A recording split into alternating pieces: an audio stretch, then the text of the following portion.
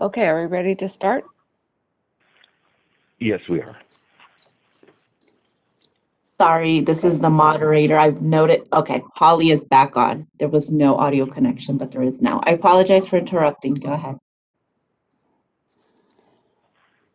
Okay, I'd like to call to order the February 5th, 2021 meeting of the Speech Language Pathology and Audiology and Hearing Aid Dispensers Board.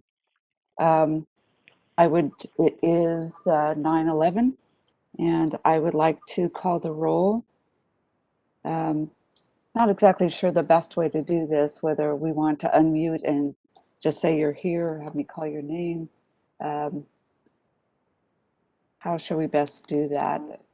Charisse, any ideas? Why don't I go ahead and call the Okay. roll for you?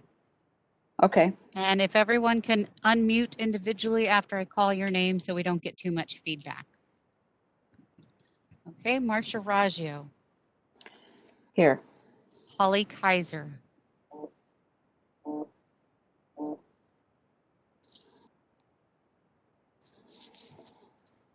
Holly, we'll come back to you in just a minute. Todd Borges, Here. Karen Chang, Here. Dee Parker, Here. Debbie Snow, Here. and then Holly Kaiser. I'm back here. Thank you. Wonderful. We have established a quorum, Chair. Would the staff like to introduce themselves? And Yes, the executive officer? Yes, good morning. This is Paul Sanchez, Executive Officer of the Board. And this is Charisse Burns, Assistant Executive Officer to the board. Good morning. This is Anthony Payne, Board Counsel. Good morning. This is Karen Halbo, Regulations Counsel.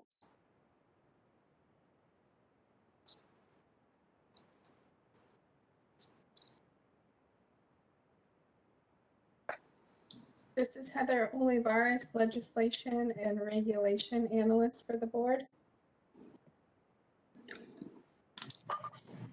Good morning. This is Tanisha Ashford, the board's enforcement coordinator. Good morning. This is Lisa Snelling, licensing analyst for the board.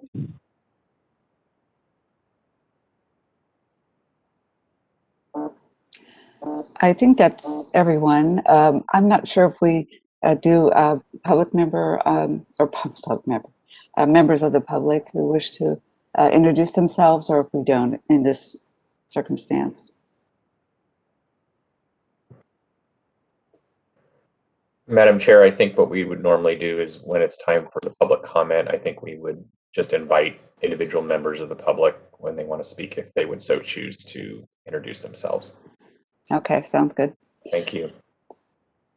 Okay, then I'd like to move down on the agenda to item number 2, which is public comment for items not on the agenda. This is the moderator.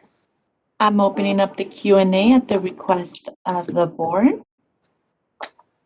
And I'm going to go over the instructions in detail the first time, and afterwards I'll do a brief instructions.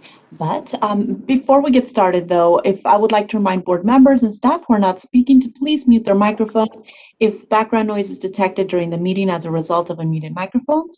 A brief reminder will be provided, or microphones will simply be muted as to not interrupt the meeting. To facilitate public comment, we'll be utilizing the WebEx question and answer, or the Q&A feature.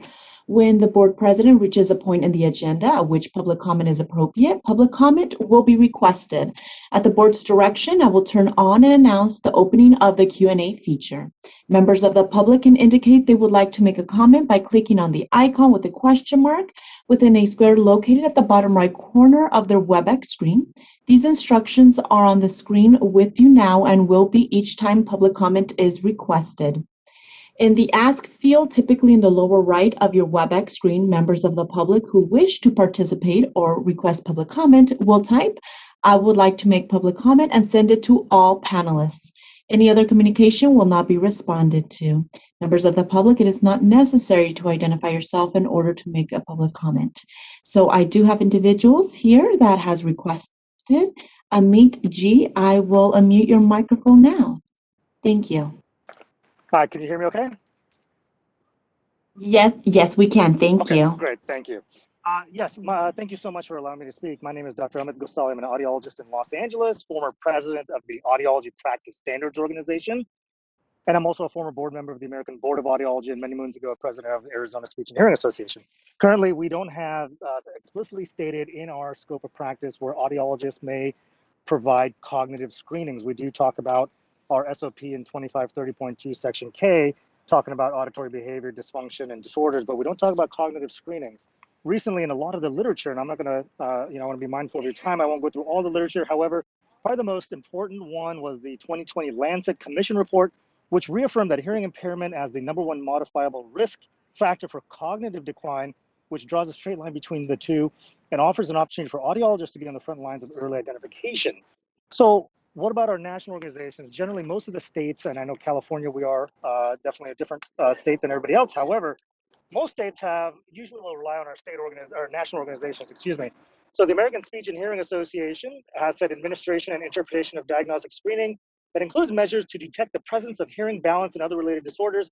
Addition screening measures of mental health and cognitive impairment should be used to assess, treat, and refer. And that's from AAA 2013, Beckett and Clark 2009. And then also the American Academy of Audiology and the Academy of Doctors of Audiology have also published statements stating very similar stuff. So obviously it's very important. It's very important for our patients. And what we would love to have is a statement, a letter, and eventually an inclusion into the audiology scope of practice about the ability to perform cognitive screenings. We're not looking to diagnose, we are looking to refer those patients out. So again, thank you for the time, and I'm hoping that we can get something as soon as possible.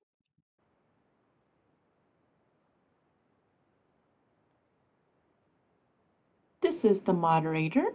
No further requests have been submitted. Would you like me to close the Q&A feature? Yes, please. Thank you.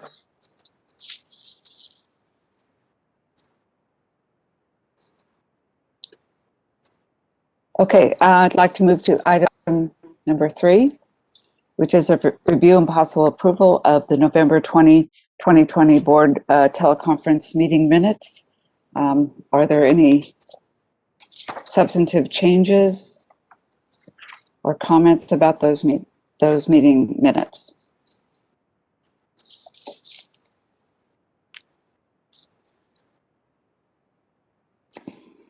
This is the moderator. Holly Kaiser's hand is up.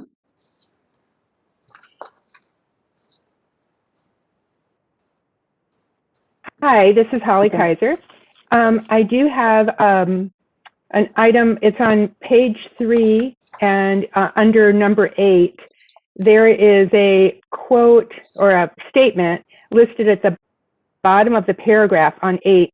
Michelle Linares stated the CASHA virtual convention would not count as live hours without the waiver of the self-study limitation for continuing education. I did check back with her because I knew this was an error here, and even I remember there being some confusion after she made the statement and she had left the call. So I don't know how to do this because it's not her exact words, but essentially, let me give you the words. She is the chair-elect of CASHA. Michelle Linares stated that under the current regulations, only 6 hours of recorded sessions out of the 24 total hours offered at the 3 days virtual conference could be counted. All courses are offered live initially and recorded for virtual access for a limited number of weeks after the conference. To meet the license requirements, all courses need to be counted whether presented live or seen as a recorded session. And so the problem with her statement, the way it's written, is it sounds like the whole convention would not count as live hours without the waiver. It was confusing. I just thought it needed more clarification. Okay, so are we still saying that only 6 hours Mhm. will be counted for self-study at this point? Correct. But people can still earn hours if they're going to, not recorded sessions, but kind of live sessions? Exactly. How do they plan to do it? Yeah. Yes, yeah. So all the courses are offered initially over the 3 days live.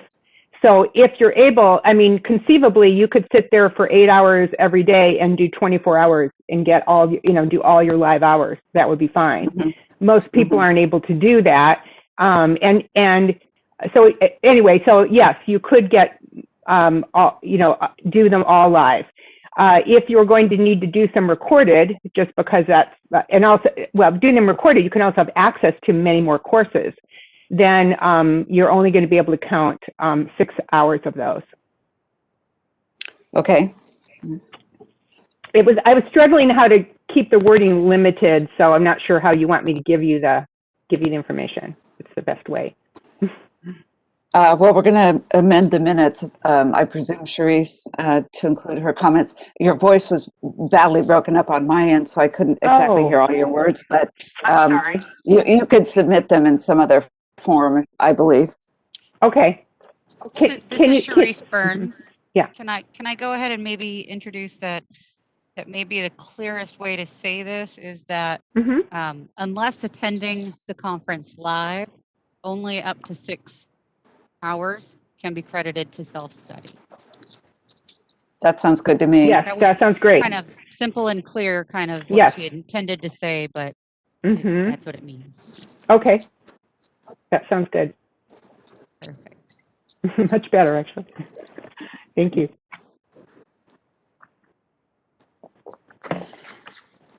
Are there any other suggested changes or corrections to the minutes?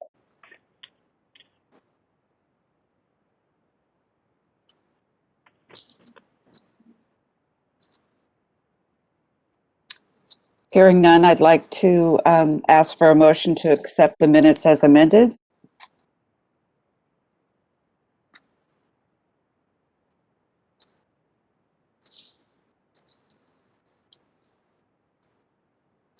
This is Todd Borges. I move that we accept the minutes. Do we have a second? This is Karen Chang. I second. Do we have any further discussion? Madam Chair, I just want to make sure that we, for further discussion, that we also are able to invite members of the public in case they might also want to chime in on this, just in case. Okay. So are there any members of the public who would like to speak about the minutes? Thank you. This is the moderator. I've opened up the Q&A at the request of the board. Members of the public, if you would like to make a comment regarding this agenda item, click on the Q&A icon at the bottom right corner of your WebEx screen and type, "I would like to make a comment" in the Ask field and send it to all panelists. The instructions are posted on the screen for your reference.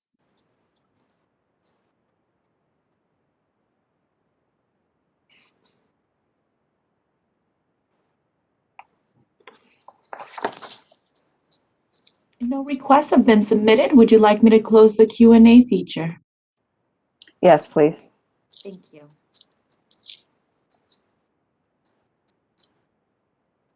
Okay, I'd like to call for a vote on the motion to accept the minutes as amended.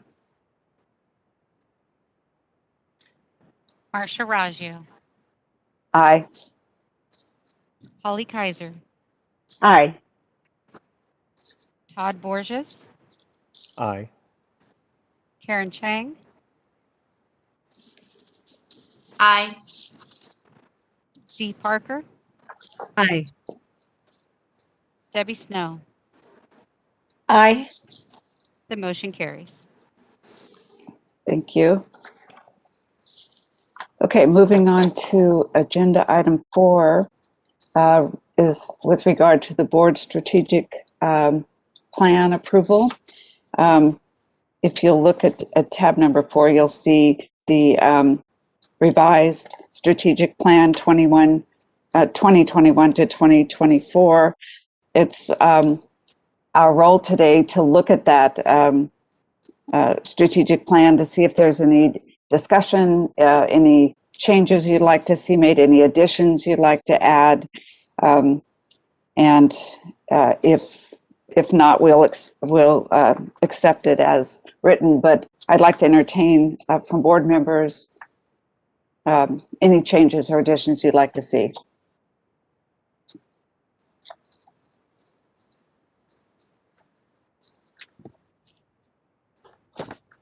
Good morning, Board Chair. This is Paul Sanchez. Can I make a few comments? Of course. Good morning, everyone. And first off, I just want to apologize for the delay that was caused. I'm here with Sharice in the office, and my speakers weren't working properly. So thank you for your patience. Behind item number 4, you'll see that we have the draft of our strategic plan for 2021 to 2024.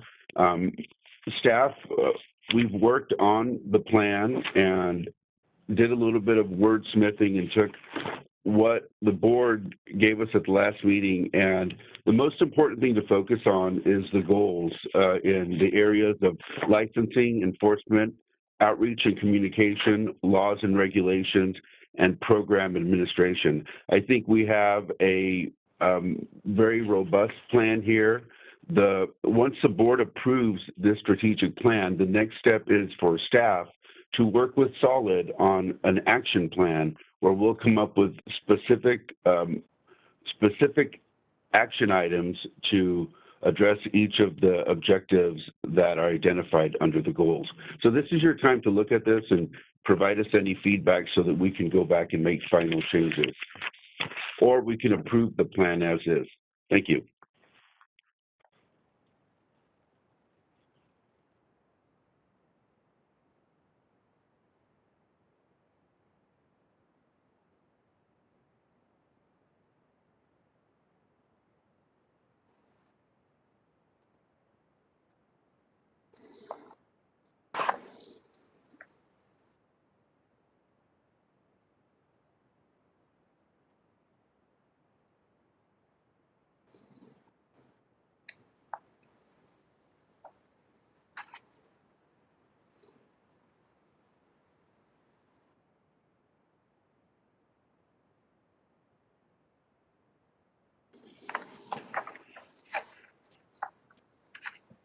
Are there any suggestions for changes?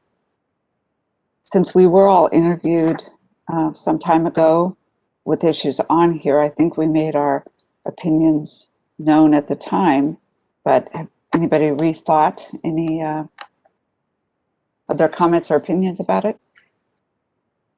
Hi, this is Holly. This is more of a wordsmith, so is that okay at this point? It's just something about word efficiency on goal 5. Sure, if it helps with the comprehension of it, that would be great. Yeah. It's so goal 5.1. I thought it's kind of repetitive. It could be written utilize technology to develop methods to improve and increase, and then you could take off the words in the next line that says to increase responsiveness to stakeholders. I think you could say improve. By doing that, I think you can just have it say from the first line, improve and increase responsiveness to telephone inquiries from stakeholders/consumers and improve their access to the communication they need. Does that make sense? Yes. I think it does. Please? Yeah. So the first line, add the word plus increase and increase after improve, and the second line, remove, delete to increase responsiveness to stakeholders, and see how that reads.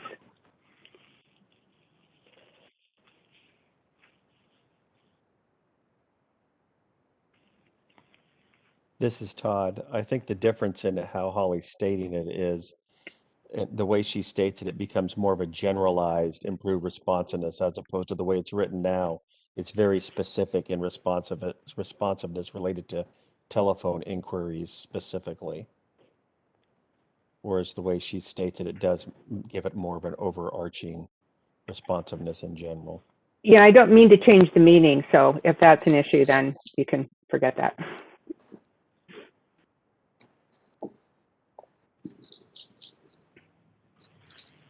I think the overarching theme is appropriate, personally.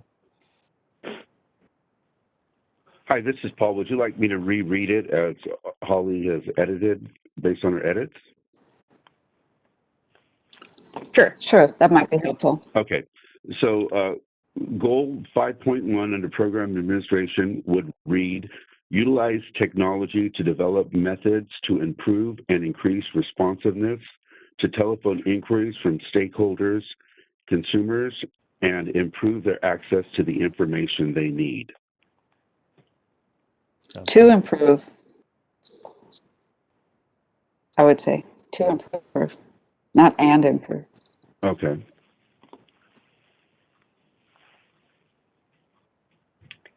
And on the same goal, I was wondering about 5.2, where we have stakeholders. Should that be stakeholders/consumers?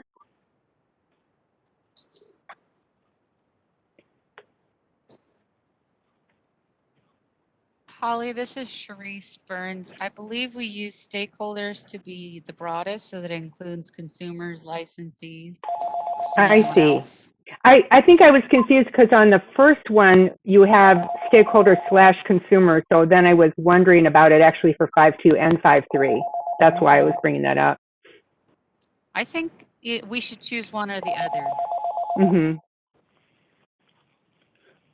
I agree. Perhaps we would just remove stakeholders on 5.1 and be consistent throughout the document.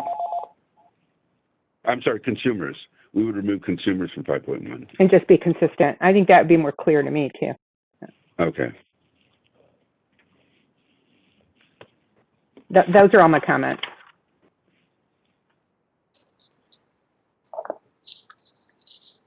This probably goes without saying, but members of the board, there's a number of corrections that need to be made to that first page after the table of contents.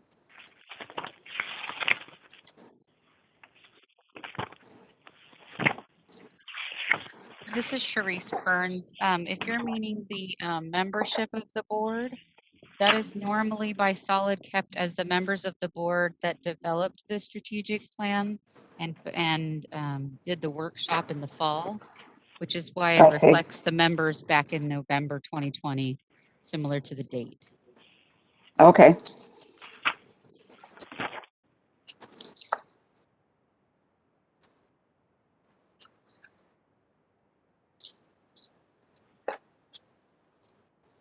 Are there any other questions, comments, or suggested changes?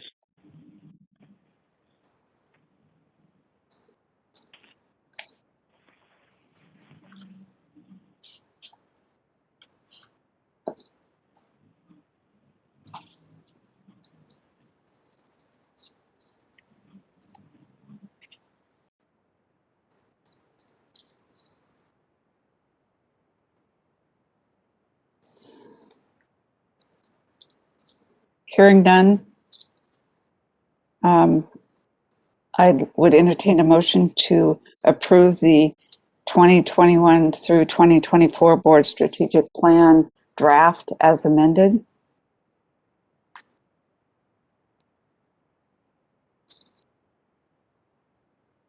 Todd Borges, I second.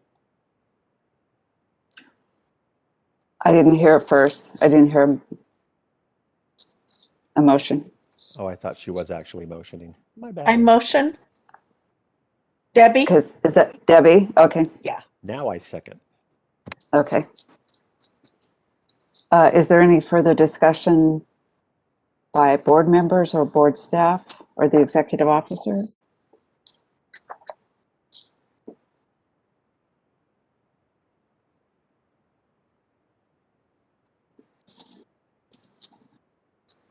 Mr. Payne, is it appropriate to ask for comment from the public on a matter like this? Good morning, Madam Chair. Yes, it would be. Thank you. Okay, can we open the Thank you. This is open up for public comment. Thank you. This is the moderator. I've opened up the Q&A at the request of the board. Members of the public, if you would like to make a comment regarding this agenda item, click on the Q&A icon located at the bottom right corner of your WebEx screen and type, "I would like to make a comment" in the Ask field and send it to all panelists. The instructions are on your screen for your reference.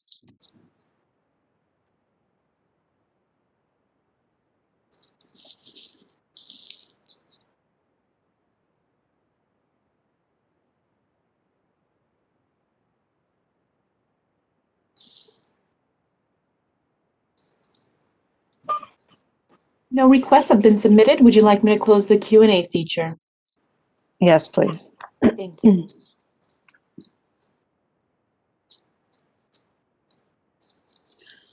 So if there isn't any further discussion, I'd like to call for the vote. Marcia Raggio, Aye. Holly Kaiser, Aye. Todd Borges, Aye. Karen Chang, Aye. Dee Parker, Aye. Debbie Snow. Aye. Motion carries. Okay, thank you, Charisse. I'd like to move on to agenda item number 5, the board chair's report. If you look under tab number 5, we're going to be discussing 2 issues. The first one is just to look at the calendar dates for our meetings upcoming this year. At this point, they are scheduled to be teleconference meetings.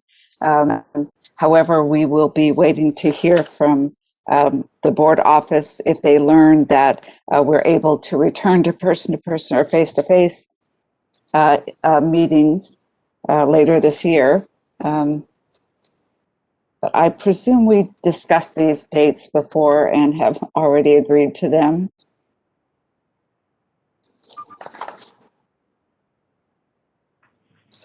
Okay, so if there are any difficulties with those dates, we can entertain finding alternatives. But we did, I believe we did agree on these a while ago. Yes, Dr. Raggio, this is Paul. At our last meeting, we discussed calendaring the year. We had gone away from doing that, and we wanted to make sure that everyone had these dates calendared. It also helps the board staff with planning. So we have the dates that we provided, and as they were presented at the last meeting. Mm-hmm. Is there any discussion at the DCA level about returning to in-person, or not yet? Not at this time. Okay, so just be aware of those dates as a reminder. The second issue we want to talk about are the subcommittees for the board. You can see our current board roster and that there are 3 vacancies. And those vacancies mean that some of our subcommittees do not have a quorum. We could try to appoint people now who may or may not normally serve on a particular committee to that committee at this point, or we could wait until we have a pressing issue and then try to recruit somebody for those committees. But I'd like to ask if you have some general interest in serving on the committees. You can see on page 2 and 3, it shows the board committee updates in terms of the standing committees. We have 3 members on the Speech Language Pathology Practice Committee, so they're in pretty good shape. But the Audiology Practice Committee, only Karen and I. So we would need that 3rd person on that if anybody's interested. The Hearing Aid Dispensers Committee also has 50%. It does have 3, but we like to have a 4th person on there as well. Is there anybody who does have an interest in serving on one of these committees who isn't already obligated elsewhere? Marcia, this is Dee, and I would gladly serve on either committee. Okay. I would take you for the audiology practice committee if possible, just because we are really down to just two of us. Paul, any concern about that? No, I have no concern. I just wanted to point out that the Hearing Aid Dispensers Committee is established in statute, and it's very specific about who can be on that committee. So until we get appointments to fill the 3 vacant board positions, we won't be able to have, it's my understanding that we won't have more than 3 members on that committee. But as such, they can certainly still meet and advise the whole board accordingly. Yes, the committee can still meet and the committee can still make recommendations. Okay. All right, great. So that being the case, I would like to talk about 2 other, well, the Sunset Review Committee, Holly and I are serving on that. Whether we like it or not. But there's also the Enforcement Ad Hoc Committee. I did talk to Debbie about it a little bit. I believe, per my conversation with Paul, that Debbie and I would serve on the Enforcement Ad Hoc Committee. Yes, Do I have that right, Paul? Yeah, yes, this is Paul. I think that would be a good start to get this committee going again. I think that would be important. One of the things that this committee can do, and it would be good at some time for several board members at any given time to be on this committee, because it allows board members to work with enforcement staff and, for instance, look at processes. We've had board members come in and review processes with staff, ask questions, and better understand enforcement. And then it also allows board members to engage in other enforcement decisions and take them and make recommendations to the board as part of that committee. Yes, thank you for explaining that. So can I leave the positions as stated? Yes, and I think that's up to you as board chair, but most certainly. Okay, well, I'm happy to serve on that, and Debbie has already agreed, unless you've changed your mind, Debbie. No, I'd love to serve on that. Okay, great. Now, a committee that, oh, sorry. This Sorry. is Todd. Todd? I would be willing to serve on that committee as well. If you wanted to add a third, or at some point down the road, if someone wanted to step out, and I would be willing to step in, but I would have an interest in that board as well. Paul, is there a limitation to how many people can be on this committee? Well, I think the only issue we run into is meeting. Once we go beyond 2 board members, we would have to have a public notice meeting. So one aspect of this would be for the members to work directly with board staff. So I think we'd have to be careful with that. But it's an option as an ad hoc committee. You know, you can make changes at any time. You can decide to remove one of you that you've suggested and replace them with Todd at any given time. And if we have an issue that comes up where we would like to have Todd's expertise in hearing aid dispensing, we could also make that change.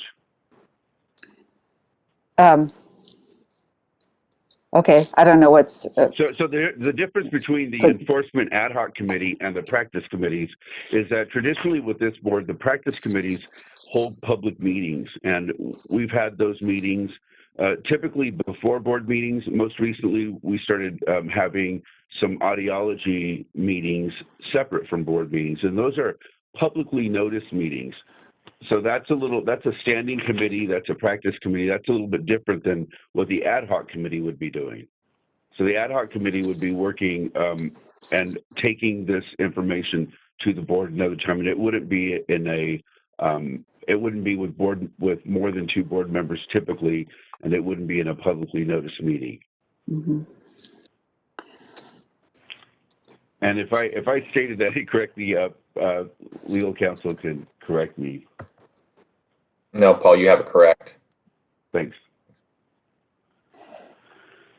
So, I'm not sure whether we leave it as is and seek Todd's counsel at the appropriate time, or have him take my position.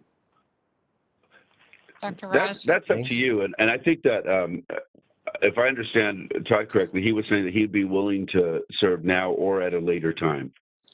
Yeah, Okay. if I may, that's correct. I understand that the need to keep it to 2 so you don't have to have a public forum, which is fine. I'm fine with, rotating in. I think for something like enforcement, I think it would behoove every member of the board to sit on that at one point or another. I think it would be advantageous. I agree.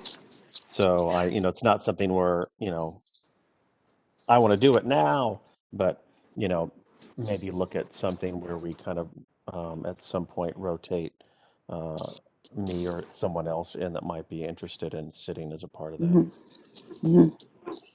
Sharice, were you going to say something? I was, and I was just going to speak from prior board experience at another board that had an enforcement committee. And it's often helpful to have a 2-member non-publicly noticed meeting because you can bring enforcement staff in without exposing them to potential issues. At least at my last board, where disgruntled complainants might be looking for them by name and visual recognition. So there's a little bit of protection for staff, and then there's also the ability to do, which is probably a little more mundane, but to go through the regulations and statutes to review them kind of one by one on a very nitty-gritty basic level to see if they're still meeting the board's needs for enforcement. And then, of course, nothing in that 2-person committee gets decided until it's at the board. So it's not like the public doesn't get a chance to participate. It just gets to participate after it's done kind of that first ground level work. Okay, well, let's, thank you for that. Let's leave it as stated, and we will add Todd later as needed, or when the appropriate time comes to transfer someone in and someone out. There is one other committee that we talked about a long time ago, and that's the Legislative Committee. That's the committee that makes themselves aware of all pertinent legislation that has to do with board business and reports back to the board, keeping us informed of issues and upcoming issues. And we never made it a formal subcommittee per se, but we'd like to do that, I believe, if I understand what Paul was telling me last week. So that being the case, if that's true, then we do need some members for that committee. We don't really have anybody at this point. Was that the plan, Paul, as you described it to me? Yes. Again, as an ad hoc committee, I think it would be helpful to know today if there are board members that are interested, and then you can take that into consideration. You don't necessarily have to appoint someone right now at this moment, but it would be nice to know if there are board members that are specifically interested in working with legislation. This is Karen. I'm interested. I could, if you open up an ad hoc committee, I could join that one. Okay, great, thank you. And anyone also, else? I'm sorry. Also, sorry. as a side comment for the enforcement committee, I agree with Todd. Maybe it's a good idea for all members to join in the ad hoc committee, but maybe we could do it on a rotating basis, so that way there's only 2 members that are in it all the time. Yeah, I agree with Todd. I think it's a great idea that everybody have exposure to this kind of work and these kinds of discussions. So I'll be talking to Paul and Sharice about how we can set up a rotating Great. operation for that. Thank you. Is anybody else interested in participating in the legislative committee? I might be, but I reserve the right to change my mind once I come to my senses. Is that Todd? Yes, that's Todd, sorry. Okay. Okay, I'm just penciling you in. How about that? Okay, good. Deal. Okay. Hi, Are there this is any- Holly. I just have, sorry. Yeah, I just wanted to say, I like the idea of the rotation on the ad hoc, on the enforcement. I'm interested in both enforcement and legislative. I'm being kind of quiet because I feel like I'm still new to the board and I'm not sure how much time the ad hoc committee takes for the sunset review and the practice committee. I haven't participated in any of that before. So I'm just kind of reserving myself a little bit to learn more, but I'm very interested in both of those other committees, just to let you know. Okay, I think those are reasonable concerns. I was involved with the Sunset Review many years ago, and it was fairly time consuming. But I don't know if Paul or Sharice would like to speak to that in terms of the commitment of board members for that work, time commitment. I can start with just the Sunset Review. We'll be talking about this more as we get closer to the process. As far as board involved, Sunset Review is something that's going to require, most of our staff to be involved.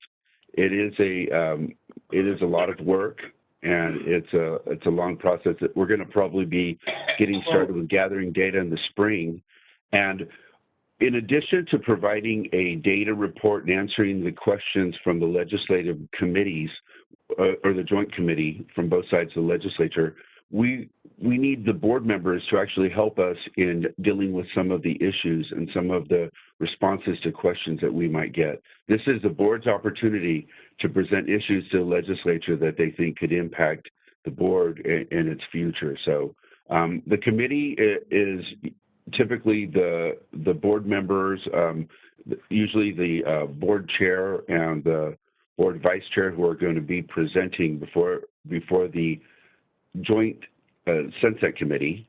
But board members will be asked to help us in different areas as these issues come up, depending on the issues that are presented and depending on the issues that the board wants to present to the committee. Marcia? Okay, Debbie, did you have a comment?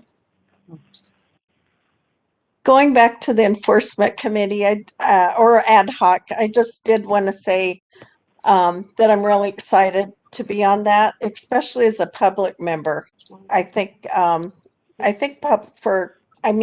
everybody having a rotation is a good idea, but I'm especially looking forward to that for consumer protection as a public member.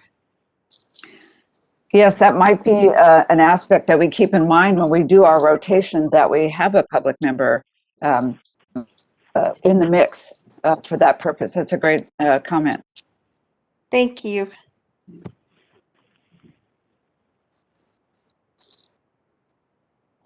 Okay, Marcia? Is it? This is Dee.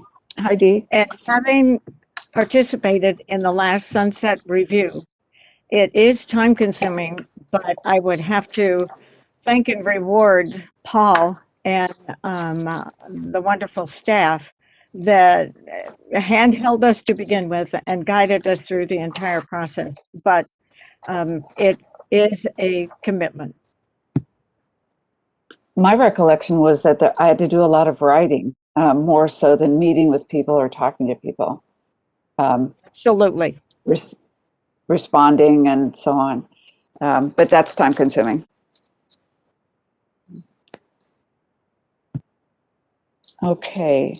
So I think that we feel pretty good about the committees. Paul, is there something more you wanted to say about them? We have 3 potential people for the legislative committee. No, I don't have anything else to say. I'm excited. We have 3 vacancies on the board, and I'm hearing a lot of enthusiasm about the participation engagement from our current board members. So I'm excited about having you participate in, not just the practice committees, but some of these other functions that are coming up. And Dr. Rajo, at any time, you can make changes to this or you can make decisions. So with the information that we have, I think you have enough to get these committees moving and move forward with some of these issues that we have. Thank you. Okay. All right. We'll be getting back to any committee members about our needs to have you look into, discuss issues going forward. Okay. Is there any other discussion about the committee assignments?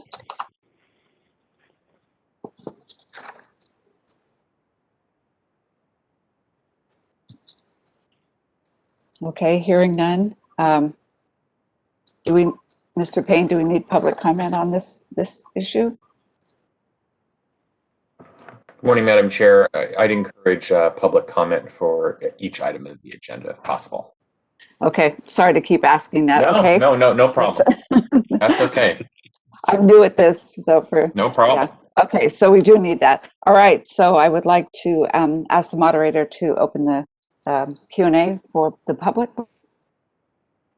Thank you. This is the moderator. I've opened up the Q&A at the request of the board. Members of the public, if you would like to make a comment regarding this agenda item, click on the Q&A icon located at the bottom right corner of your WebEx screen and type, "I would like to make a comment," and send it to all panelists.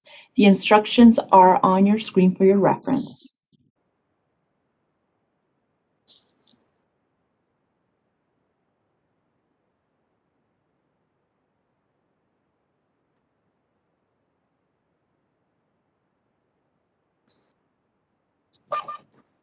No requests have been submitted. Would you like me to close the Q&A feature? Yes, please. Thank you.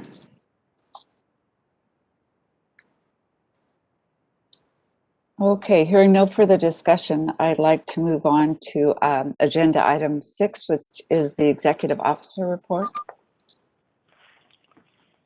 So we're at agenda item 6 and B. I know that yesterday we sent you a hand carry item for the most current and updated expenditure report. I'll be referring and other items that are behind tab number 6, behind my reports. So I'll go ahead and get started with our administration update. For the last few years, we have been planning for 2021. We knew that lots of our projects and goals were going to kind of come to a head this year. For instance, we have our business modernization project. We have our sunset review. We have our board office relocation and other areas of growth that we knew were coming this year. What we didn't know was that we were going to be in the middle of a pandemic during that time. That's something that we obviously didn't plan for, and something that has presented challenges to us. But I'm happy to report that we keep moving forward, not just with the day-to-day work, but with these projects, and we have a lot of people to thank for that. We've been working closely with DCA staff in different areas, and the first project I wanted to discuss is our business modernization project. We also call that BizMod. For those of you that have been around and working with the board for some time, you've heard the term BREEZE, which was a database conversion that many of our board offices and DCA took part of. We were set to be in the third phase of that project. And in looking at how things went, the legislature asked DCA to kind of step back and look at business modernization as a whole. And that's what we've done. We've been working with them. And Charisse and our staff are doing a really great job on getting us prepared. So we've completed stage 1 of what we call the project approval life cycle. And this allows us to actually go into the business modernization project. Again, if any of you have ever worked in these IT projects, this is now my third in state government. These are massive projects. An organization of our size to take this on, it's going to be, present challenges because we don't just have staff to put on this, and it's going to require all hands on deck. So I just want to report that we're moving forward with that. To better understand what that means, what does that mean to consumers? What does that mean to board members? It means that we're basically getting to where people will be able to do online transactions. Right now, we can do online renewals, and we put together a system with DCA's help that allows people to renew online. This would allow other transactions and would go beyond that and help us with an IT infrastructure that would allow us for growth and for other types of tasks. Sharice, if you want to add anything to Bismod, feel free to comment. I know you've been working closely with them too. This is Sharice Burns. Yes, this conversion to a newer online-based system is going to be a marked improvement for both licensees, applicants, consumers. This is going to allow everyone to update their address and their phone number and their information online and renew online, regardless of any issues that you may come into contact with. And they'll allow applicants to apply and interact with board staff online, including to see different indicator lights that show where they're at in the process. So it helps also with the amount of phone calls and emails because they'll be able to log into the system and see where their application is at. It also will allow us to have consumer complaints online, and that way the system can interact with consumers and also with the licensee that the complaint is about. So this will move us light years ahead of where we're at right now, and provides kind of dual operational, but also stakeholder improvements and efficiency improvements. And so we're very excited. It will be a massive project for a small staffed board like ours, but we will move through it and we will work really hard to get through it. And hopefully the project will be able to start soon. So we will keep you updated.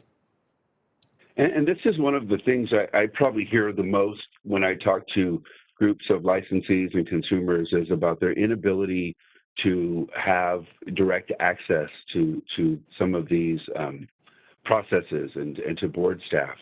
So to really understand where we are in our office and what our staff go through just to process a license application or complaint, we work with several different systems. We have one system that takes in licensing application and the monetary side of it. And then we have another database that we enter information into.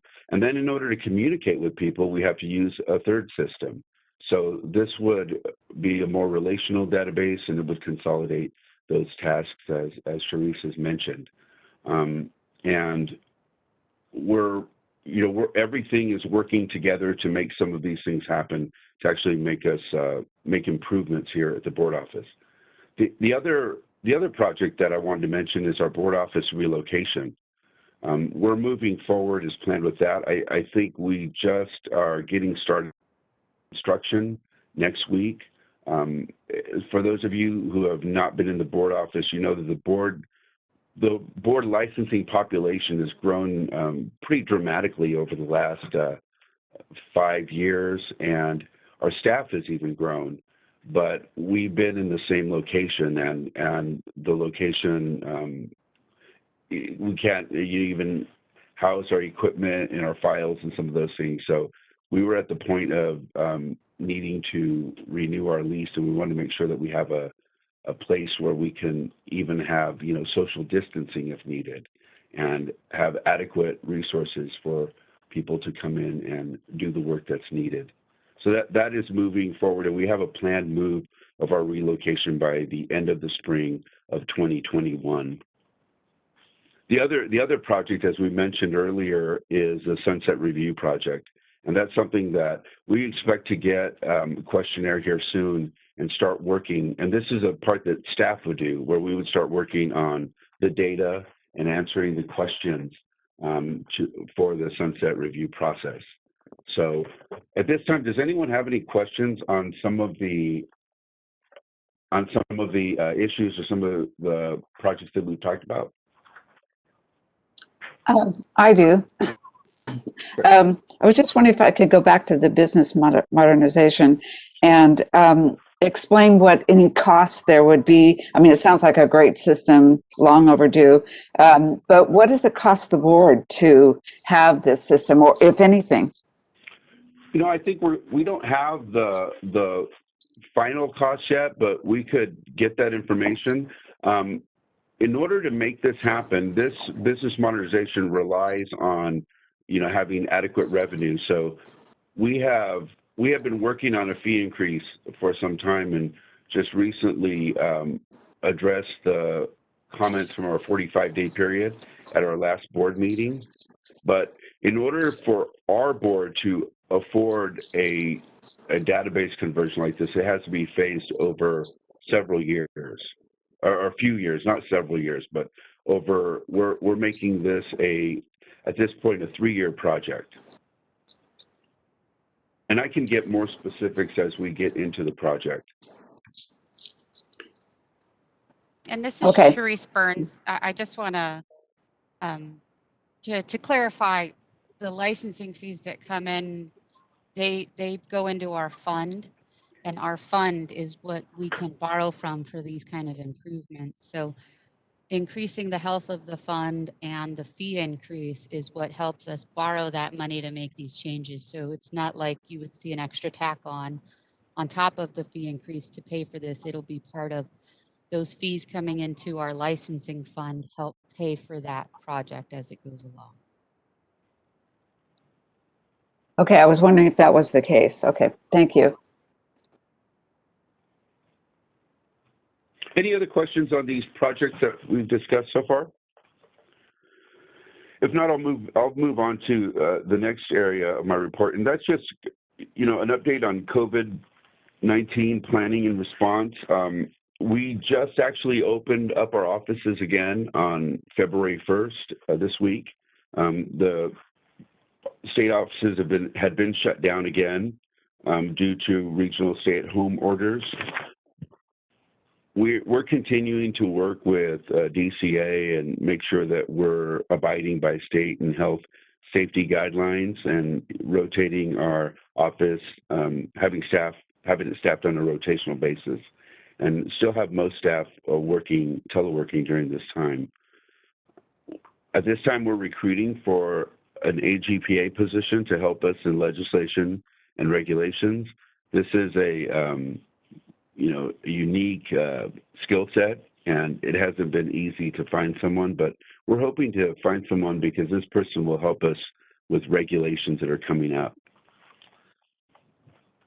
The next area I want to talk about is our budget, and we sent you all the most recent expenditure report that reflects what we consider fiscal month 5. So fiscal month 1 would be July, fiscal month 5 would be November. So if you ever see that on these reports, that's how it works. The budget expenditure report shows you what we are projected to expend in the current fiscal year. There's also some background information where you could do a little bit of comparative analysis by looking at previous years. And the one thing I did want to point out was that we are spending more in the area of attorney generals and Office of Administrative Hearing line items. And that means that enforcement staff are working on cases, and those cases are getting forwarded to the Attorney General's office. Enforcement, as a cost in our budget, can be unpredictable at times. We don't always know, the cases that are going to come in, or the complaints that are going to result in investigation, or the magnitude of an investigation or a case, and what it's going to cost. So we have a safety net mechanism that's built into the budget process. It allows us to go to the Department of Finance in the middle of the year and say we need an Attorney General line item budget augmentation. We work with our DCA budget staff. We work with the Department of Justice to put together the information needed so that we can make these requests. And at this time, that's something that we're looking at doing. The last time we did this was probably about 4 years ago. And right now we're projected to have a reversion of about 1.3%. And that can change as we progress through the year. And we'll go ahead and keep you updated as we always do on this, on our expenditures. Any questions so far leading up to our next item? If not, I'll go into some of the tables that are included in my report. I have a regulations report that shows the regulations that are, the rulemaking files that are in the process and just kind of what the status is. And we provide this to you so you can know specifically, these are the rulemaking files that we're working on. We have some others that are in the queue that we're hoping to, get moving on those so that those would be included on this, and we'll start, moving through a lot of this work that the board has done to get these regulations promulgated. I also have a snapshot of our licensing cycle times, and it kind of shows you that, today, or at the time of this report, we were about 6 weeks out in processing complete licensing applications. That's a lot of that is due to just some of the unexpected absences and some of the challenges of teleworking. But I know that as of today, that number has been reduced. But this is just something that kind of shows you where we are in some of the processes that deal with licensing. The next item I talk about is our practical exam report, and it shows you that we recently held examinations in October. Some of the results of those examinations, in November 7th and 14th, the results of those examinations, and just to let you know, we're planning on doing examinations that are coming up. We are having challenges in trying to recruit, get participation and recruit proctors for our exam. So if any of you know people that are interested, qualified and interested in helping us, please have them contact the board. I've also included behind these tabs licensing and enforcement statistical reports and a list of the disciplinary actions that have been taken during the past 12 months. Are there any questions or comments from any of the board members on my report? This is Todd. I have a question concerning the practical exam report section. Sure. You list there that examiners receive 8 hours of continuing ed for proctoring the exam. I didn't hear the question. On the report, it says that examiners receive 8 hours of live continuing ed. Yes. Okay. When did that change? Because when I was an examiner, and that actually wasn't that long ago, I was actually told that they no longer gave the continuing ed. They used to, and then they stopped. Is that something that's restarted, or? Sharice, do you want to talk about that and some of the changes that we made or that we discussed? Absolutely. Last fall, Paul and I initiated a discussion on what the regulations support, and it was our determination that the regulations do support that the hearing aid dispensing examination participation in that would count as continuing education. And so we went ahead and reinstated that. And so that is again the case. And so hearing aid dispenser practical examination proctors will from this point forward, since last fall, start getting live continuing education for participation. Well, just as they do during the workshops. Okay. Well, then if you could, I would recommend putting a giant banner on the website stating that. Yes, I actually would like to update probably get a lot that. more people, given how difficult it is for hearing aid dispensers right now to get even the 6 required units of live hours, which I would like to discuss at some point later on. Having that 8 hours, I imagine would be a huge attraction because people are really struggling to even get those 6 hours of live. That sounds great. We will definitely look at revising the website to highlight that. Thank you, Todd. Dr. Raja, did you have a question? I do. I'm kind of going back a bit to the regulations report. I think it might be helpful to new board members and even old board members if you could briefly describe the rulemaking process. I'm not sure everybody understands what happens in that in that endeavor. Well, I'd be happy to do that. I think if there'd probably be a difference in how I presented it and how Sharice or Heather would present it. So maybe I'll ask Sharice if she could give us a high level, just brief, a few sentences on how the regulations process works. Absolutely. This is Sharice Burns. I'll go ahead and give you the as quick as I can make it.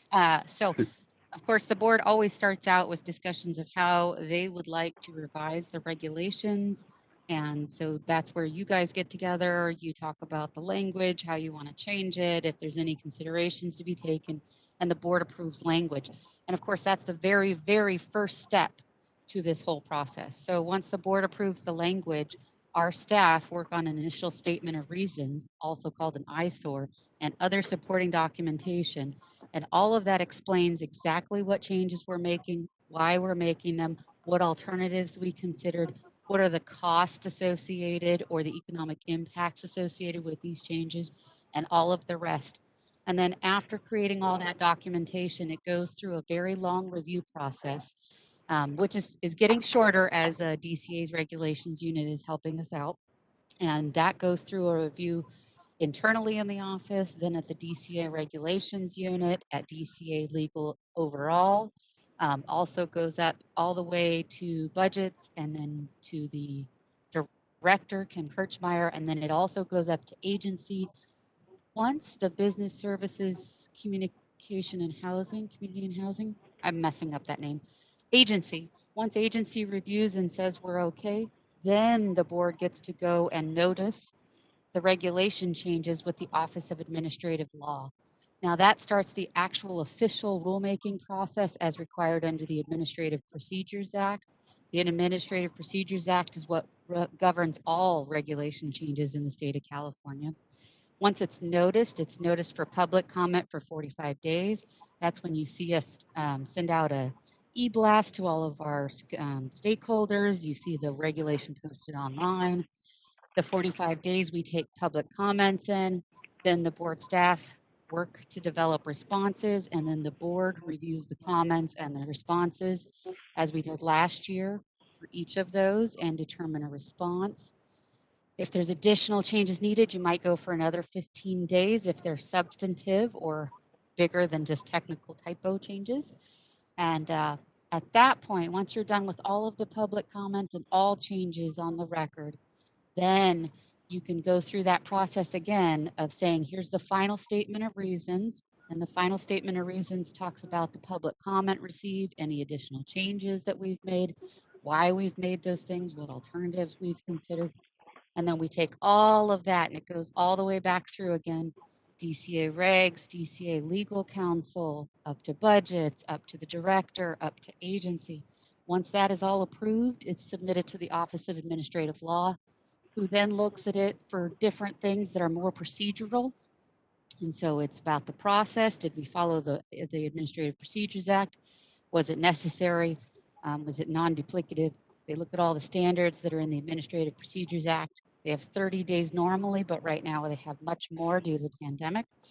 And then they either provide an approval, at which point you can then have an approved reg at either the next quarter or at a specific time if you've asked for it, or they can disapprove and send it back. Sometimes it's for minor changes. Sometimes you need to go and notice again. Sometimes that you still have time and you can make those changes and fixes. Other times boards have had to withdraw. So as much as it seems like some of these things would have been fast, once the board acts, that's the very first step in a long review process. Right, and then Probably finally wasn't short it gets, enough. And finally, it gets into our law book, and I hope that you all have your new law books that we sent out recently. Not yet. I also wanted to add that we have Regulations Council. DCA has started something new recently, and I know we've introduced her, and she's been very helpful to our staff and our processes. But I don't know if Karen Halbo wanted to add anything high level on the regulations process. Thank you very much, Paul. I would like to add, Sharice gave you a wonderful summary, but I'm going to give you a little bit more of a higher level summary and explain that when you're in the board meeting discussing the changes, you say as a board, you know, we should make this a 15-day before they have to respond, because it's too soon to say 5 days and 30 days is too long. As you make changes, you discuss, and the reasoning becomes a part of the record, which allows staff to use that reasoning in the statement of reasons.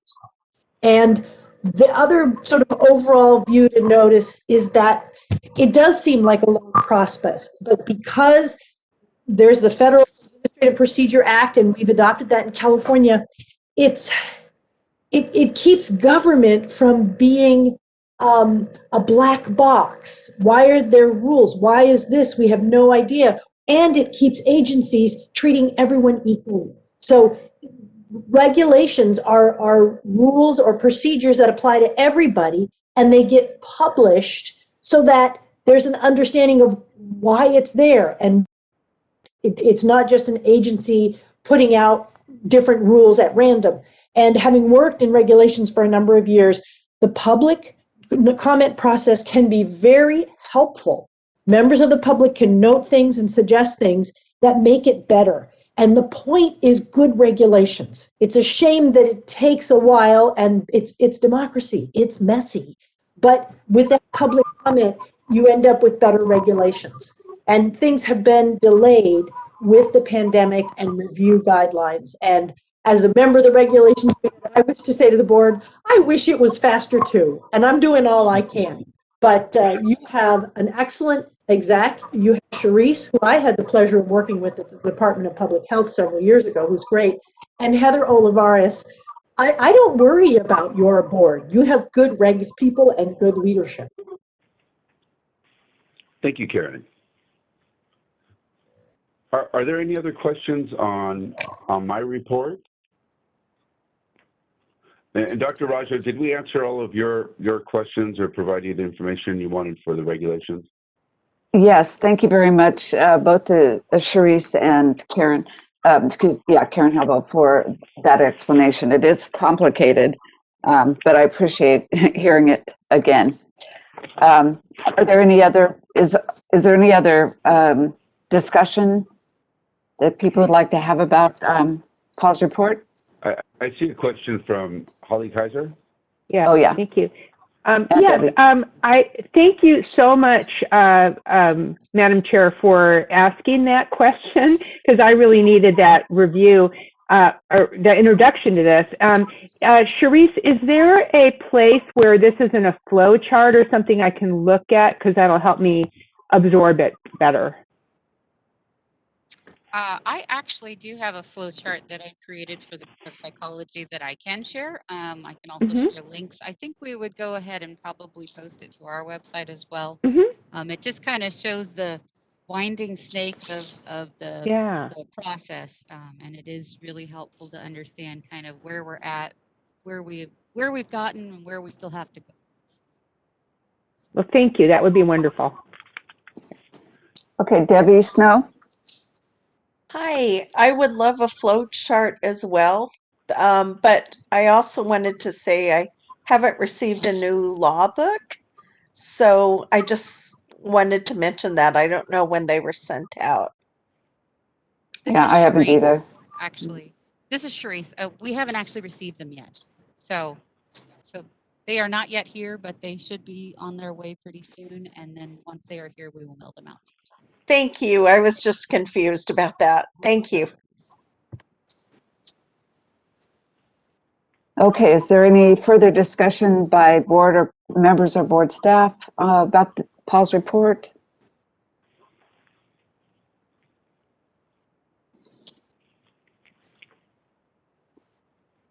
Hearing none, I would like to ask for public comment if there's any. This is the moderator. At the request of the board, I've opened the Q&A feature. Members of the public, if you would like to make a comment regarding this agenda item, click on the Q&A icon located at the bottom right corner of your WebEx screen and type "I would like to make a comment" in the Ask field and send it to all panelists.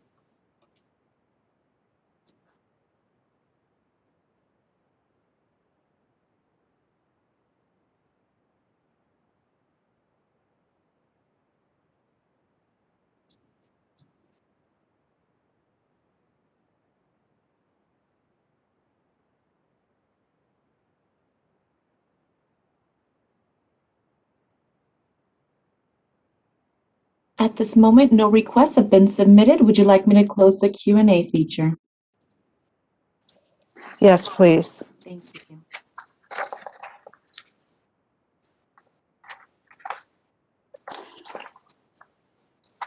I presume we don't need a motion to accept the report. Is that true? That is correct. Okay. Since there's no further discussion at this point, I'd like to ask that we take a 15-minute break. So if the moderator could put up that sign, thank you. Thank you. We will put up the return time shortly. Thank you.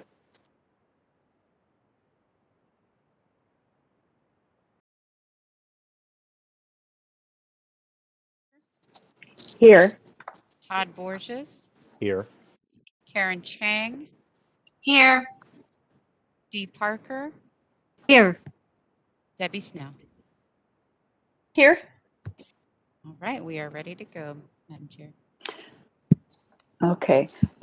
Welcome back, everybody. I'd like to go on with agenda item number 7.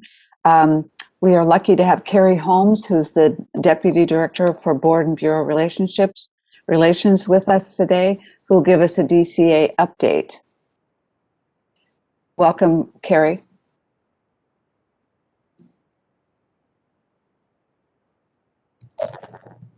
Hello, can you hear me? Something's really distorted. There's a distortion. At least from what I'm hearing, it's quite distorted. It's distorted on my end too. It is. Oh, why don't I apologize. Is that still bad? Sorry, Ms. Holmes. This is the moderator. Sorry, I'm interrupting you as well, Ms. This is the moderator. I've muted Carrie Holmes' microphone. I apologize for that. I do have a slide up that gives instructions on how to connect your phone. The audio is very distorted and causing echoing.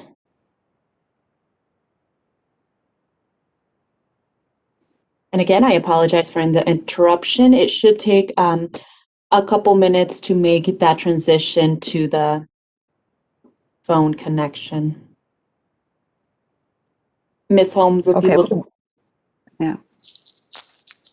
Sorry. Okay, we'll wait. It's just going to be a couple seconds. Ms. Holmes, go ahead. I'm going to call in. You are sounding better now. Go ahead. Oh, that's better? Yes, much better. Okay, great. I'm not sure what changed, but thank you for your patience. Good afternoon, Board Chair Raggio and board members. I'm Carrie Holmes, Deputy Director of Board and Bureau Relations at the Department of Consumer Affairs.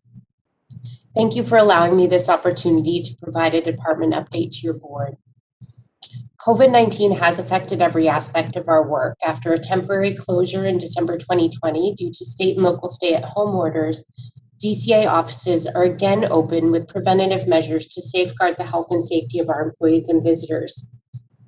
DCA and its boards and bureaus are maximizing telework to help reduce COVID transmission risk for all employees and guests.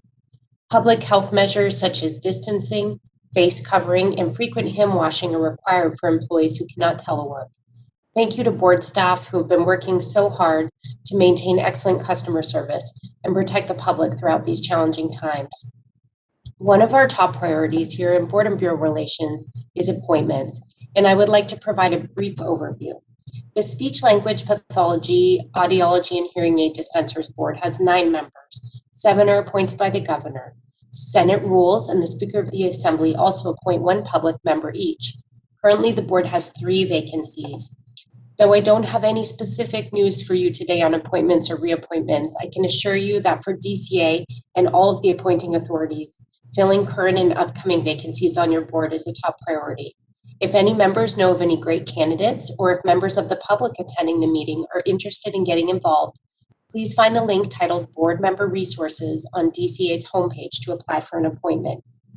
For all current board members, Form 700 filings are due by April 1st, 2021. You as board members are designated appointees and are required to complete a Form 700 even if you have no reportable interests. If you have any questions on how to file, you may speak to the department's Conflict of Interest Filing Officer, Jill Johnson, in DCA Office of Human Resources. I'd also like to remind you that 2021 is a mandatory sexual harassment prevention training year.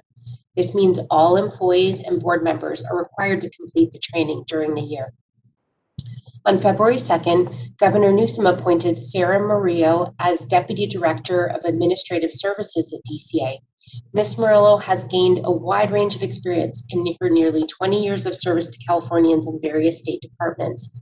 Most recently, she was Deputy Director of Administration for California Complete Count Census 2020, where she played a vital role in the development, implementation, and evaluation of strategic and operational plans. Ms. Murillo comes to DCA with a skill set that makes her well suited to support all the entities within our department. Her appointment fills the final vacancy in DCA's executive office, and DCA is so pleased to welcome her. Finally, I'd like to let you know about 2 exciting new initiatives launched by DCA Director Kirkmeyer for 2021 to enhance DCA's services to all boards and bureaus. The first is an executive officer cabinet. This group of board and bureau executives will maintain regular communication, provide feedback and information to DCA, and assist with special projects that will impact all boards and bureaus. The second is the Enlighten Licensing Project. This work group is being formed to utilize licensing subject matter experts within the entire Department of Consumer Affairs. The group will help individual boards and bureaus streamline and make their licensing processes more effective and efficient by utilizing best practices, information technology, and cost-saving measures. These 2 initiatives are just kicking off, and I'll keep you updated on their work and impacts. As always, Board and Bureau Relations is here to help, and if there's anything we can do to assist you, please reach out. That concludes my presentation, and I'll hand it back over to Board Chair Raggio. Could I ask you to repeat the board member resources, the web page or the website for applying for the board position? Sure, of course. So if you go to DCA's homepage, you'll find a link that says Board Member Resources. Okay. And then it's just straightforward. dca.ca.gov, and then folks would scroll down and it'll have a board member resources box about halfway down. It will be on the right of the web page if anyone's looking right now. Okay. And then it's very clear the next steps. Yes, so it will say, so you'll go board member resources, and then you'll see a place to click that says appointment information. And then there'll be some quick hits as well, and there'll be governor appointments, speaker rules appointments, so you can apply for all 3 types of appointments. Okay. And folks can always reach out to me as well with any inquiries, and I'll help walk them through that process. Hi, this is Karen, the public member. I have a question for the sexual harassment training. Is there a link on also the board website, or are we going to be given a special password and whatnot? You know what? That is a great question. There is also a link to training on the board member resources, the same same link on the DCA website. Solid Training is working on a new LMS system where you'll automatically be sent links to your training and it will keep track of it. But I don't think that's quite up and running yet for all the boards. So you would just go, and then once you complete your training, you would send your completion certificate to your executive officer to keep track of that. Okay. When is it due? So it must be within 2021. Okay. And then the Form 700, I typically would get an email about that. So I would also get an email? You should get an email. I've seen a couple just going out. If you don't get one, you can always reach out to Jill Johnson or ask your executive officer for assistance in connecting with human resources. But those are due by April 1st. Okay. Thank you. No problem.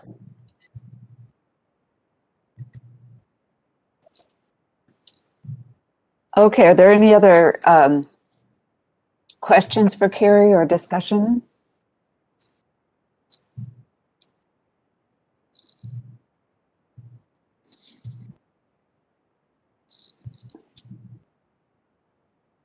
Hearing none, I'd like to ask the moderator to open the Q&A for public comment. This is the moderator. I've opened up the Q&A at the request of the board. Members of the public, if you would like to make a comment regarding this agenda item, click on the Q&A icon looking at the bottom right corner of your WebEx screen and type "I would like to make a comment" in the Ask field and send it to all panelists. The instructions are on the screen for your reference.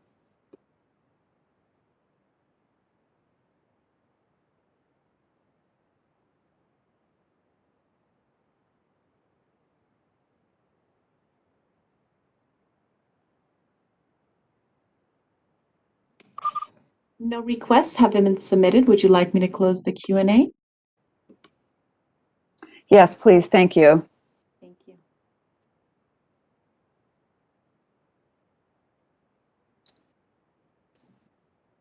Okay, let's move on to item number 8, which is a discussion and possible action regarding the audiology examination requirement. And that has to do with consideration of the new praxis audiology examination and its passing score recommendation. As you can see in Board Book under tab 8, Sharice Burns has put together the history and a number of very helpful documents to describe what's happening with the educational testing service and making these changes to the praxis exam for audiologists. As you can see, they made revisions to the subject test for audiology and also developed a home testing capability for this test.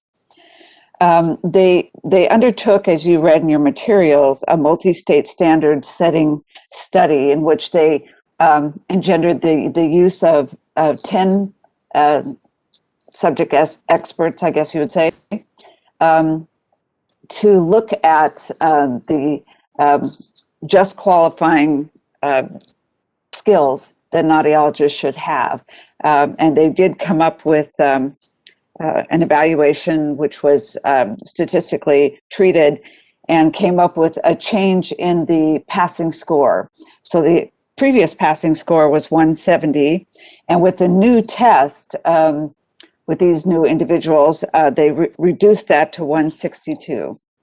So our job is to look at the materials, discuss this change, and see if we are happy with accepting this new praxis subject test score. So I'd like to open the discussion about it.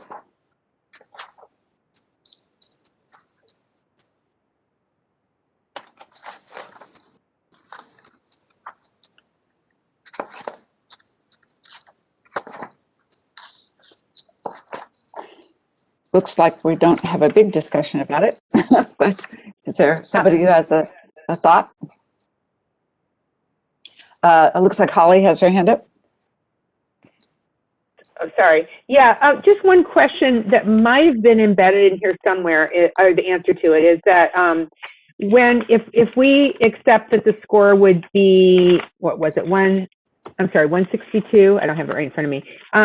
Yeah. That if and I didn't even realize until reading this that every state can choose their own passing score.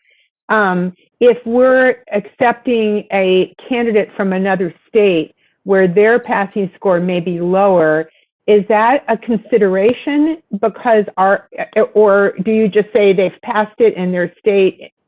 Anyway, so that's my question. This is Cherie. So, yeah, go ahead, Cherie. So if the state of California decides to set a different passing score than the multi-state standard, that score would hold all applicants, regardless of whether they qualified in their home state or not. Any applicant that needs to meet the examination requirement would have to meet that score. And so oftentimes if you're going to set a score that is higher, there should be some study and concerns with the multi-state method and some sort of reasoning or logic for putting it above what that is. Thank you. I'm not sure that I would dissent on accepting the score, but I'm always a little bothered by anything that is so heavily supported by a professional organization such as the American Speech Language Hearing Association, and that seems to be who they are looking to for sanction on this change. I'm also bothered a little bit by the fact that half of the 10 individuals who participated in the multi-state, I forget the term exactly, multi-state setting studies, nearly half of them had less than 7 years of experience, or 7 years or less. And a third of them had no supervisory experience with newly graduated students. So it makes me a little nervous about the people looking at this. Also, half of them in the end were happy with the result and half were just okay with it. So having said that, those are my concerns. I'm not sure if they're big enough to cause a problem. I did talk to the American Academy of Audiology about their thoughts about this, and they really didn't offer an opinion. I went to CAPSID also, and they chose not to offer an opinion either. So we're kind of on our own with this in terms of other input about it, but I'll just throw those comments out for anybody else's consideration. This is Todd. Is there any concern that none of them had a doctorate in audiology? I thought they did. I thought somebody. Five had a doctorate of philosophy, and 9 had clinical doctorates. Well, typically, and not always, but typically a PhD has, it's in audiology or, excuse me, in auditory neuroscience or something having to do with it. It's not common to have a PhD who is, has a degree in psychology. For example, I think they were all practicing in one in one setting or another. If you look at page 5, it talks about 8 were clinical service providers, with some holding multiple positions. 1 was an educational audiologist, 3 were university professors, 1 was a manufacturer support audiologist, and 1 was a newborn hearing screening audiologist. All of the panels held doctoral degrees. So I think they were relatively qualified in that regard. It's just that, to make judgments about what is entry-level expertise, and a third of them have never worked with a student is a little disconcerting. And that they're relatively new newbies in the profession. Half of them were.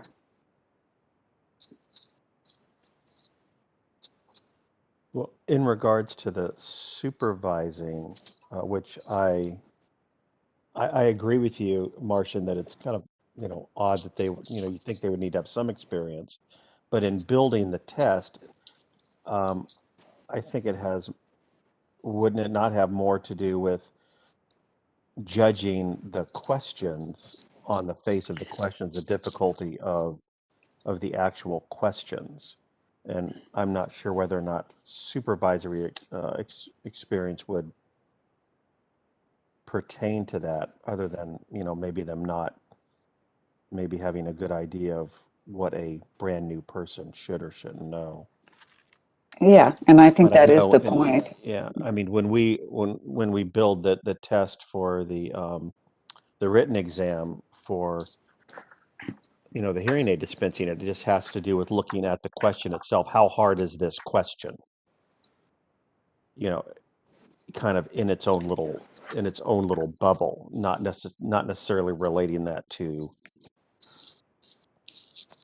it doesn't necessarily relate to my experience of supervising someone doing hearing aids so much as, is this a hard question? Is this an easy question? Yeah, I understand your point. I just think that people who've had experience with supervision of newly graduated students would have a better feel for what they know and what they don't know, and therefore would be better able to judge the depth and quality of the question, just from an experiential point of view. But again, I'm not suggesting we don't accept this. I just would feel better if ASHA didn't have such a heavy hand in it, and we had a little more expertise on the people providing the judgments.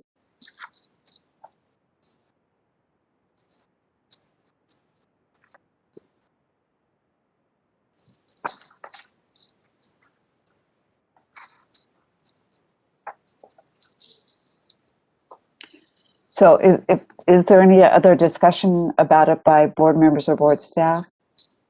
The executive officer?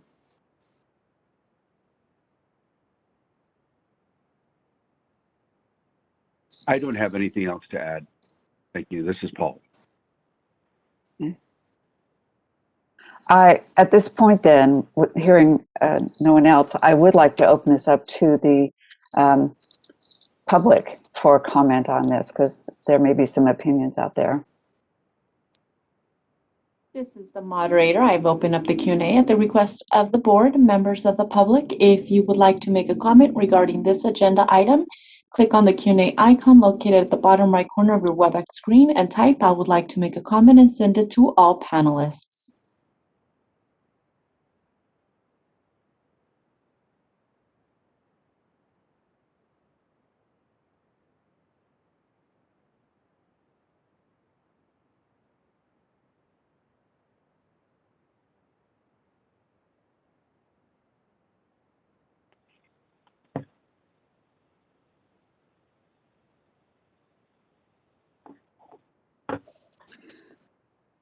Okay, can I call on, is it Cherise Lands? I apologize. Yes, Therese Lenz, I will unmute your microphone at this moment. You have been unmuted. Hi, good morning, everyone. Good to listen to you. I'm Cherise. I am the Director of Clinical Education at the University of the Pacific. And this topic actually directly affects our students that are currently applying for their externships and graduation to get their full licenses.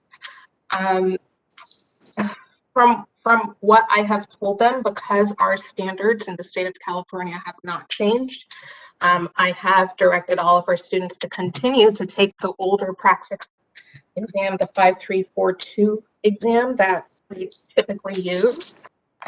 But moving forward, I am unsure if this is going to create an issue, because currently on the ASHA website, it does state that they're only accepting it through August 31st, 2021.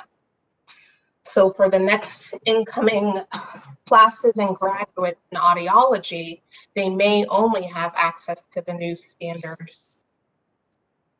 Whether that's right or wrong, it looks like ASHA is moving forward with this examination as their standard. So I don't know if that creates pause in the board wanting to move forward with that as the standard examination requirement. Because I don't know how much longer they plan to use the old or the original test code. That's all I have to say. Okay, I think that's a reasonable comment to make about it, and it's good that we are informed about that. I'd like to ask Melanie Gilbert to ask her question or make a comment. Yeah, this is Melanie. Thank you.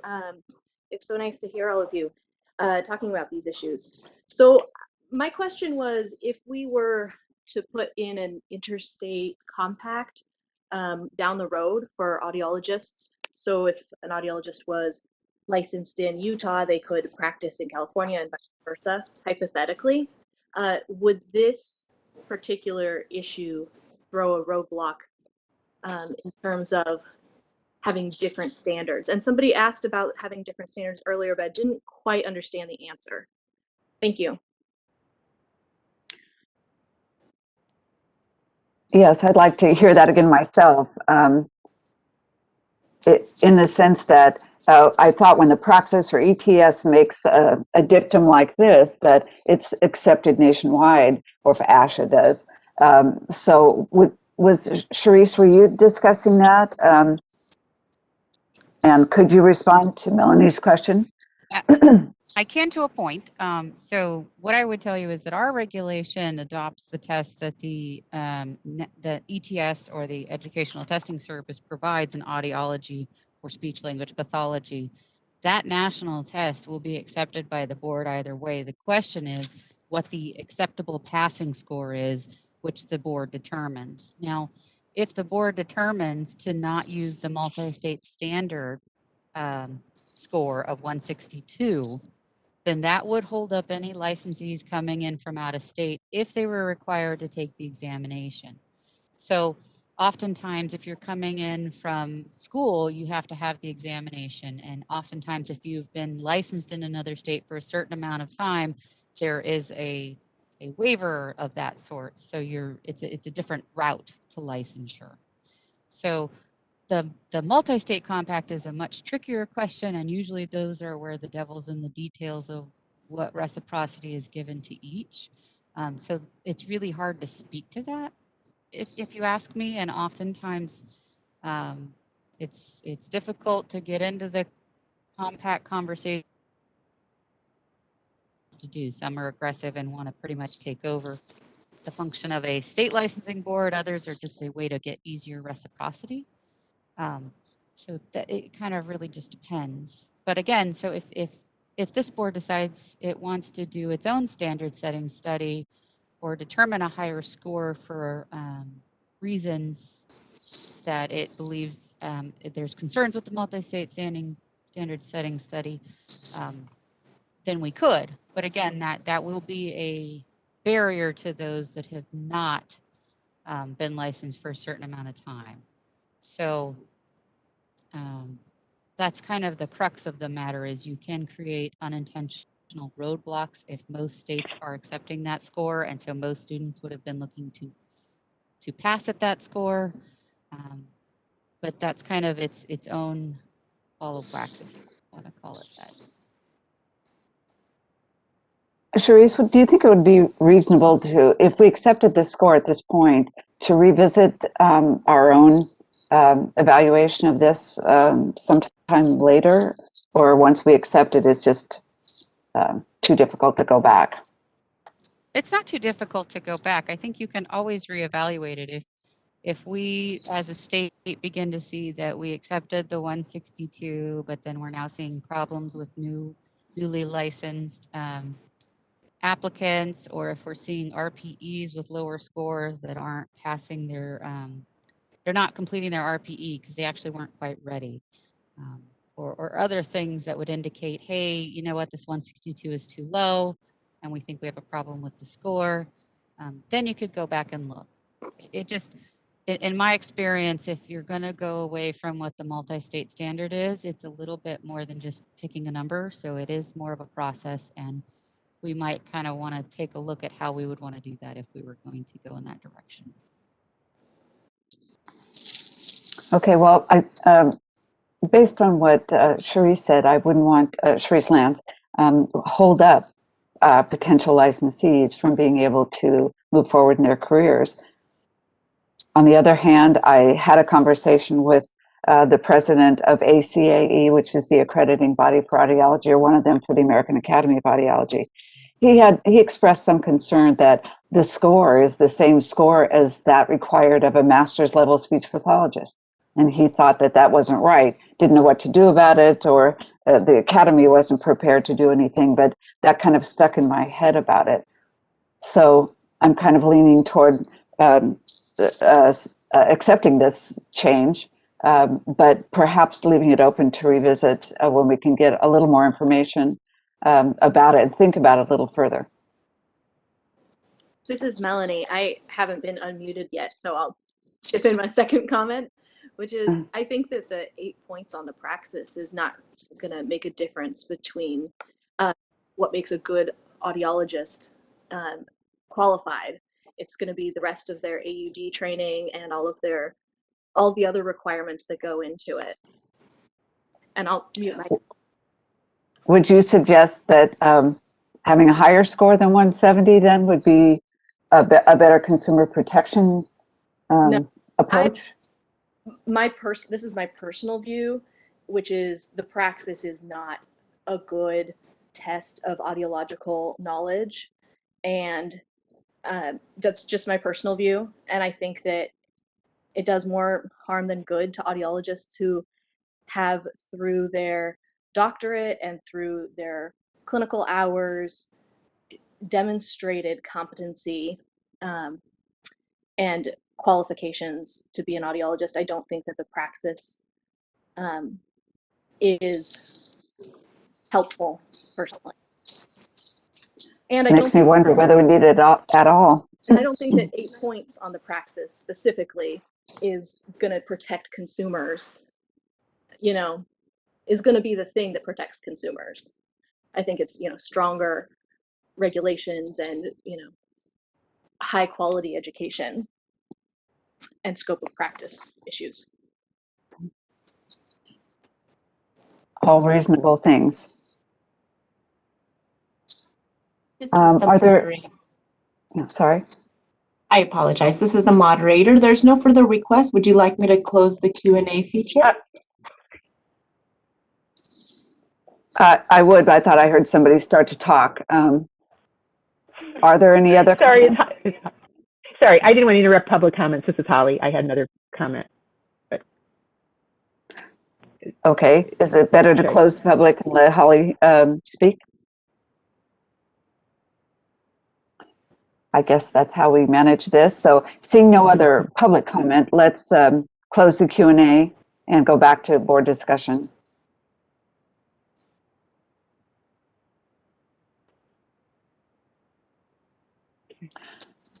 Okay, Holly, are we back? Sorry. Yes, thank you. Yeah, it makes me wonder if there's information available on other states that would have the high standards that we have in California for through their licensing boards, and what scores that they've decided to use. Would that kind of information be helpful? I think it might be. I remember many years ago, we used to find New York as very comparable to California in its requirements, and it's the stringency of its requirements. So I think that's not a bad idea to look at that. Or other states. I'm just not sure. Ohio, perhaps. Would that be a task we would talk about at this point, Cherise? I see you have your hand up anyway. Or something we would just put on a future agenda. This is Cherise. So if you do put it on a future agenda, anyone taking the new test doesn't get to use the 162 score. So the longer we delay making a decision, the longer the 170 is the passing score, which is based on the old examination. But what I also kind of want to go over is I know that the 162 is concerning because it was the master's level score, but all of these examinations, when they do a revamping of the questions, when they reset the score, it's based on the questions. So it's not like a lowering of the score means it's a less difficult one. And per se, it just means it more better reflects the questions that are being asked. Yeah, I understood that from the I just wanted to make that excellent clear. job. Yeah. So, and Good. then I'm trying to look right now and see what ETS, if they have any information on the other states that have adopted the 162 score. So I'll go ahead and mute myself and keep looking right now. Okay, it looks like Paul has a question. I Or he did. Hi, can you hear me? Yes. Okay, I was just going to reiterate what Charisse just pointed out, that this score is based on the test that they're conducting the analysis on, and that we can look into this further. I would not recommend holding off on approving the test score at this time because of the impact that would have on applicants. And I also want to remind the board that we conduct an occupational analysis periodically, because sometimes this discussion gets into the validity of the exam itself. And I'm not sure I quite understood how a compact would impact the requirement for the exam. The requirement for the exam is established by law. So I want to just point out that we do conduct an occupational analysis to determine the validity of the exam itself. And what we're looking at right now is just to determine whether the score is acceptable. So I wouldn't recommend not approving the disapproval of the score.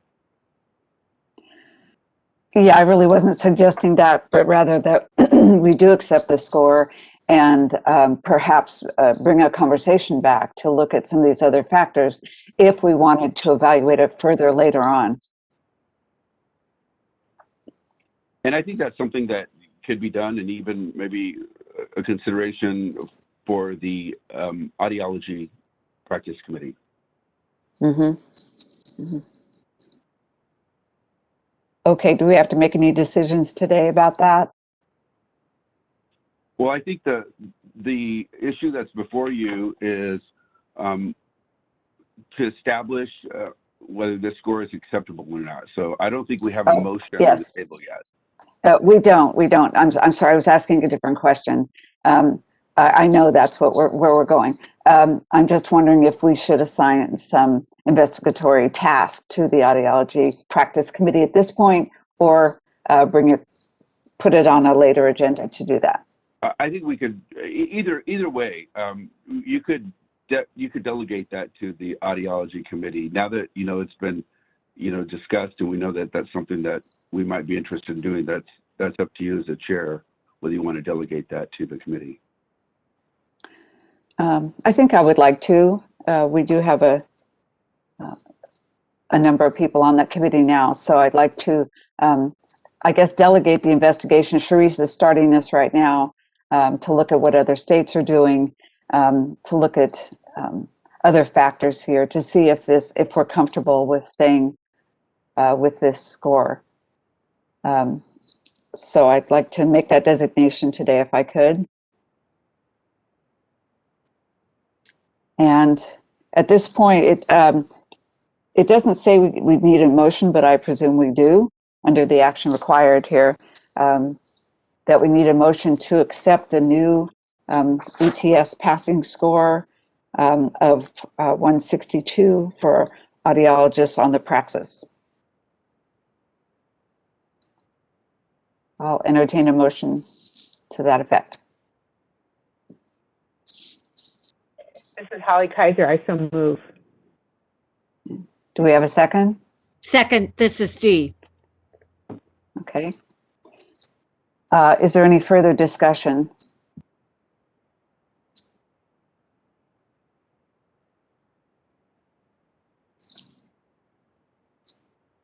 Charisse, you have your hand up. Is that because you're still looking? Apologies. No, I forgot to take gone. it down. Yeah. Oh, okay. Should we seek?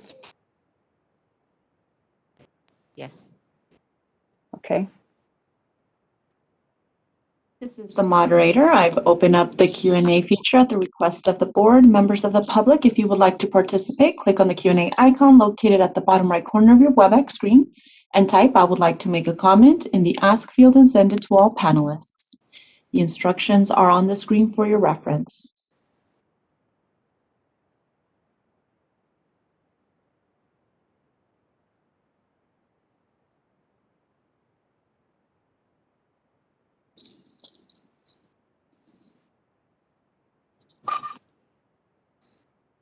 I have an individual identified as Carol McCarthy. I apologize if I mispronounce your last name.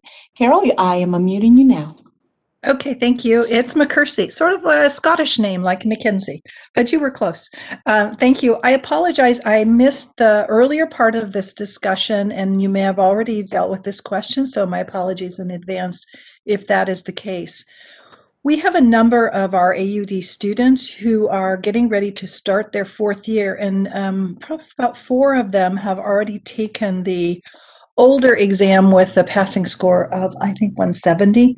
And what I'm not clear about is if you're going to accept the newer test, will there be a period of time during which you will also accept the older test?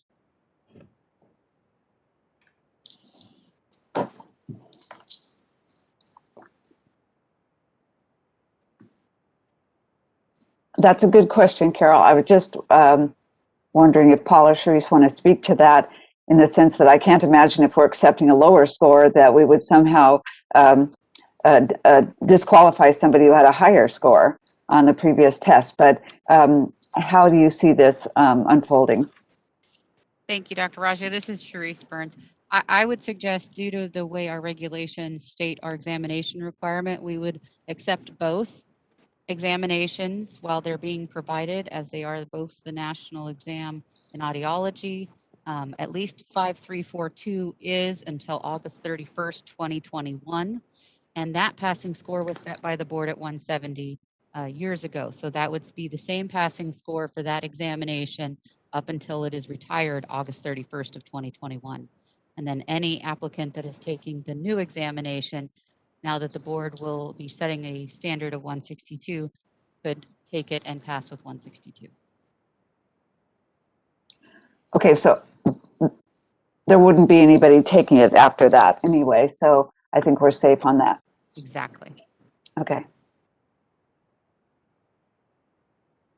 This is the moderator. No further requests have been submitted. Would you like me to close the Q&A feature? Yes, please. Thank you. Okay, the motion has been moved and seconded. If there isn't any further discussion, I would like to call the vote. Sharice, if you will. Absolutely. Marcia Raggio, Aye. Holly Kaiser, Aye. Todd Borges, Aye. Karen Chang, Aye.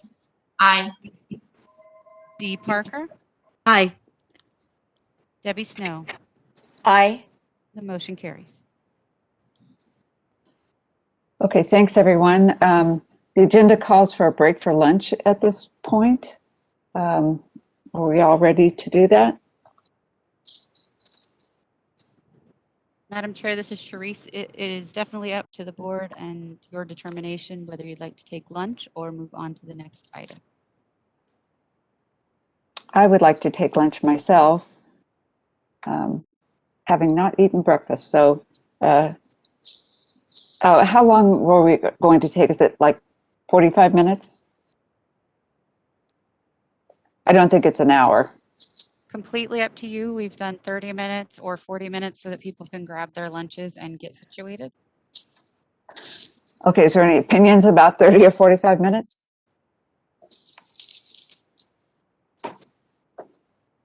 I'm fine with 30 minutes. Back at noon, I guess that would be, or close to. I'm fine with 30 minutes as well. I am as well. 30 minutes works for me. So maybe like back at 12. Yeah, that sounds pretty good. Back at 12, everybody? Great. Thank you. Yes. Okay, great. Thank you. The meeting of the Speech Language Pathology and Audiology and Hearing Aid Dispensers Board for our February 5th, 2021 meeting.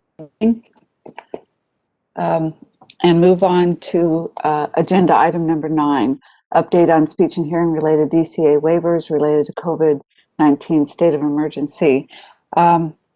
I'm presuming that Sharice is going to give us that update. Yes, that is correct. Sharice. Yes, and why don't I go ahead and call the roll real quick to reestablish our quorum after the lunch. Okay, thanks. No problem. Marcia Raggio, Here. Holly Kaiser, Here. Todd Borges, Here. Karen Chang, Here. Dee Parker, Here. Debbie Snow. Here. Sorry, I didn't mean to unmute myself since I am presenting. All right, so agenda item 9, we provide an update on the DCA waiver request submitted related to COVID-19 in the current state of emergency. And normally I go through this a little quickly, but I thought I'd go through it a little slower this time because I think in discussions with licensees that maybe there's a little bit of confusion. So currently the modification of continuing education requirements has been extended. Now, this applies to any licensee who expires between March 31st and February 28th of 2021. So it extends it for 6 months. So you have until June 15th of 2021 to get your continuing education requirements completed. Now, what I would also like to point out is that DCA has committed to extending waivers that are necessary during the pandemic through the end of the pandemic. So I would presume, as they have done every 60 days, they'll go ahead and continue extending that. And what that means is that the date of completion of those CEs continues to get pushed out 6 months from that next order. So when it got extended in December of 2020, on December 15th, it got extended for 6 months. So that 6-month marker keeps moving out. So just be cognizant of that as we send out updates on the extensions of waivers. Oftentimes it is extending the deadline as well. So right now it's June 15th. It could very well soon be August 15th and so on and so forth. So just kind of keep that in mind. The reactivation waiver for speech language pathologists was also continued. And so that allows anyone that has been retired, inactive, or canceled for no longer than 5 years to reactivate without accruing the CE or paying the fees. And the waiver is valid through July 1, 2021. If the licensee wanted to continue practicing after the waiver has expired, they would need to apply normally. So they'd need to renew that way. So the next one, the modification of direct monitoring requirements for RPE and direct supervision for speech language pathology assistants. That has also been extended. So this is what allows the telesupervision to continue to apply to both RPEs and SLPAs.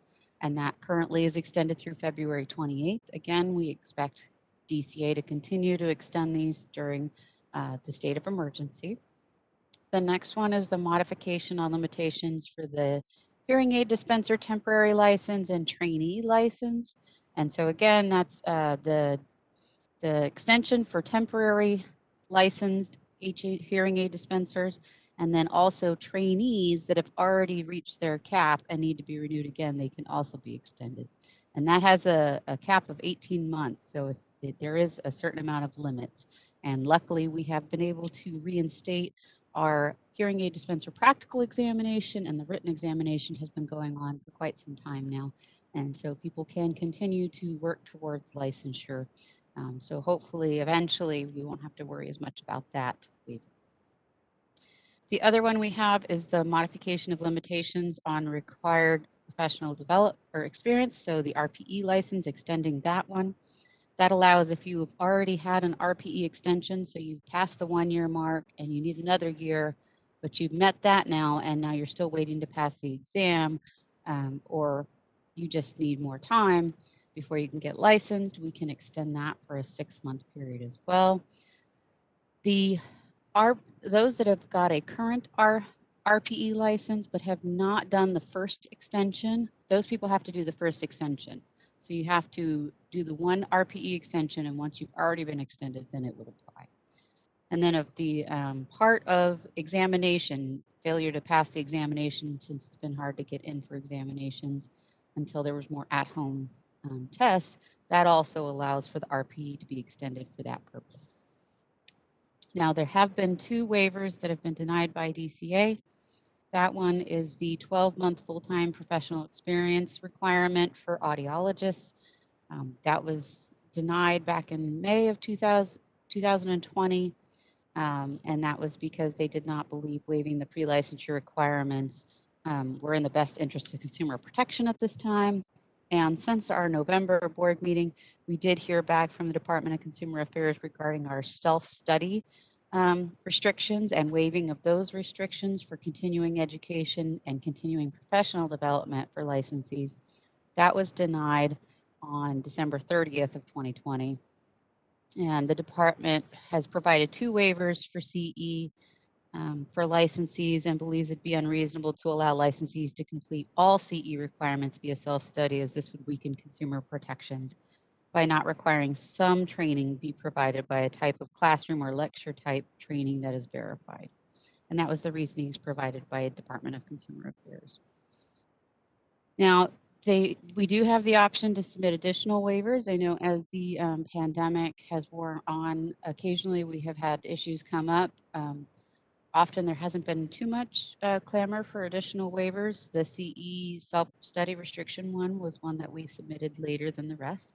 But in case there are other issues that have come up during the pandemic, we could also put them in for those.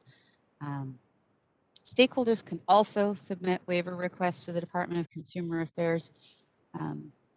And I think that is it for the update. Aside from asking if there are any other issues that have come up for licensees and applicants in the meantime, and if any of those might merit submitting a new waiver request to the department, we should go ahead and discuss that.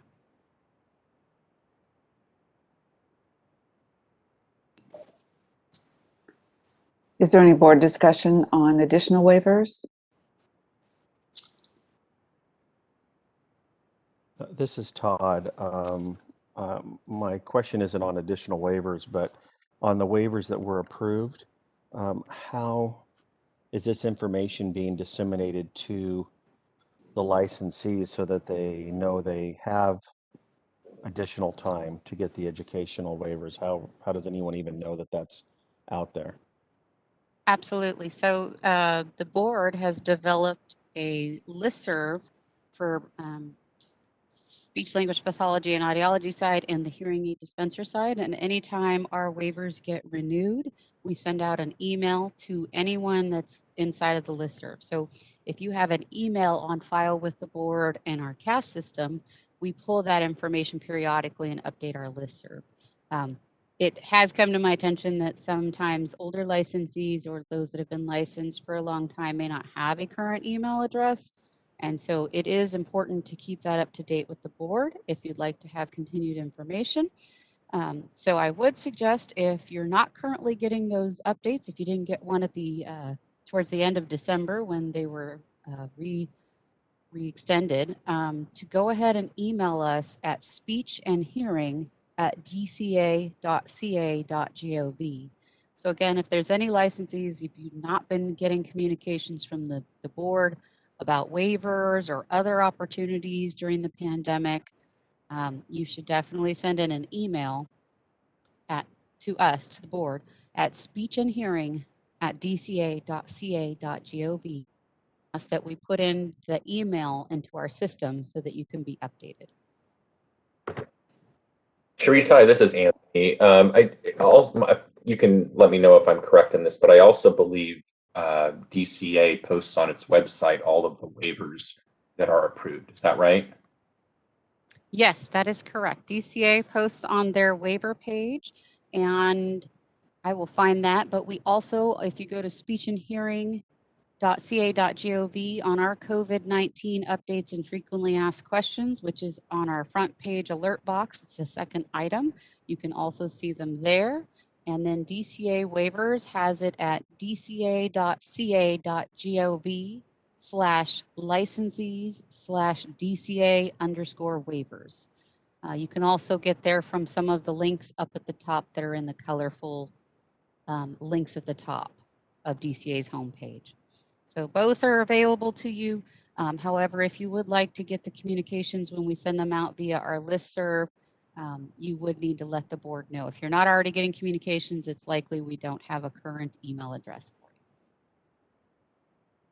So all of those methods require you to know what you don't know in order to get the information to know. Yes, unfortunately. I have actually had some communication with folks that have been, interestingly enough, they signed up for our listservs on the laws and regs changes and agendas. And so when we've sent things out to them, they've also said, hey, wait, I didn't hear about this. Can you sign me up for that? But none of them are, if you didn't know what you didn't know, you may not know that it's out there. Right, because the COVID-19 update, which is a relative, it's in the alert box. It's relatively small, but I don't know if I would necessarily know to look for in a COVID update for, do I have to do my continuing ed? Or can I not? I mean, for instance, you must not have my email because I didn't get a notification. I mean, I had my hours anyway, so it was irrelevant, but you know, I wonder if might be a more obvious way we can communicate this on the website, where it might stand out a little bit more. We could ask DCA's internet team to provide the same sort of, I don't know if you've been to DCA's website lately, but they're colorful lines at the top that have alerts and that you can click away and they'll go away. But when you first come onto the page, it has, you know, did you see these executive waivers? Did you have a question about COVID? We could add those kind of a thing on our website and see if that's possible. I think that would be advantageous. I don't think people would be going to the DCA website to even look this stuff up. If they're gonna look, they're gonna go to our website. Absolutely. Let me go ahead and reach out to IT and see what's possible, because I know we are on an older web platform, but I'm sure they can do some sort of alerts at the top of our page.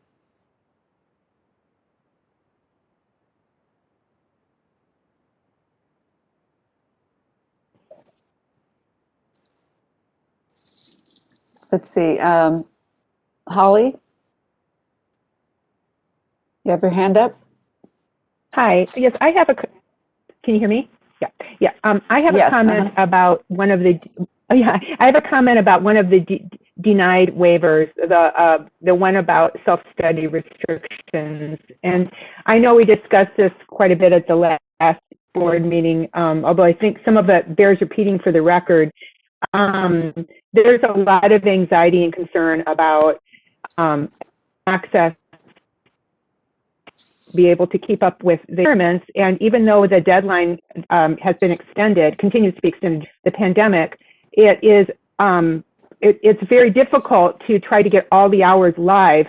I mean, when I think about what people are juggling right now with balancing their jobs and their kids at home, in many cases, they need that flexibility to access coursework. So I just wanted to state that in terms of the reasons that this was turned down, you know, if we look at some other boards in California, like the PT and OT board, the OT will not have a restriction for self-study, and PT, out of the 30 hours they have, only 4 have to be live, and that's because I was told by them, and this is in September, I got this information, that this had to do with a life support course, which really had to be hands-on. And I know there's others I'd spoken to as well, and we're actually much more restrictive than many other boards. So I just want to bring this up again, that it still remains a great concern.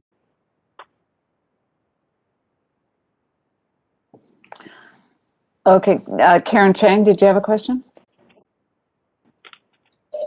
Yeah, just a quick, just a question. Do we have an email list for all of our all of our stakeholders, I guess licensures, active licensees. This is Charisse. Yes, we have licensee lists. We have one for, just due to history, we have some licensees under 6,700, some under 7,700, meaning some are SLP AU, and then others are the hearing aid dispensers, but we have both licensee lists available, and we do send updates on the waivers to those. Okay, We also great. usually send it regs listserv that people can sign up for at any time, and that one's more of a generic.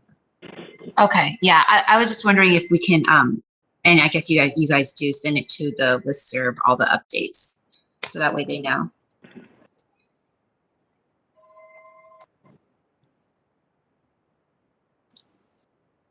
Okay, Todd?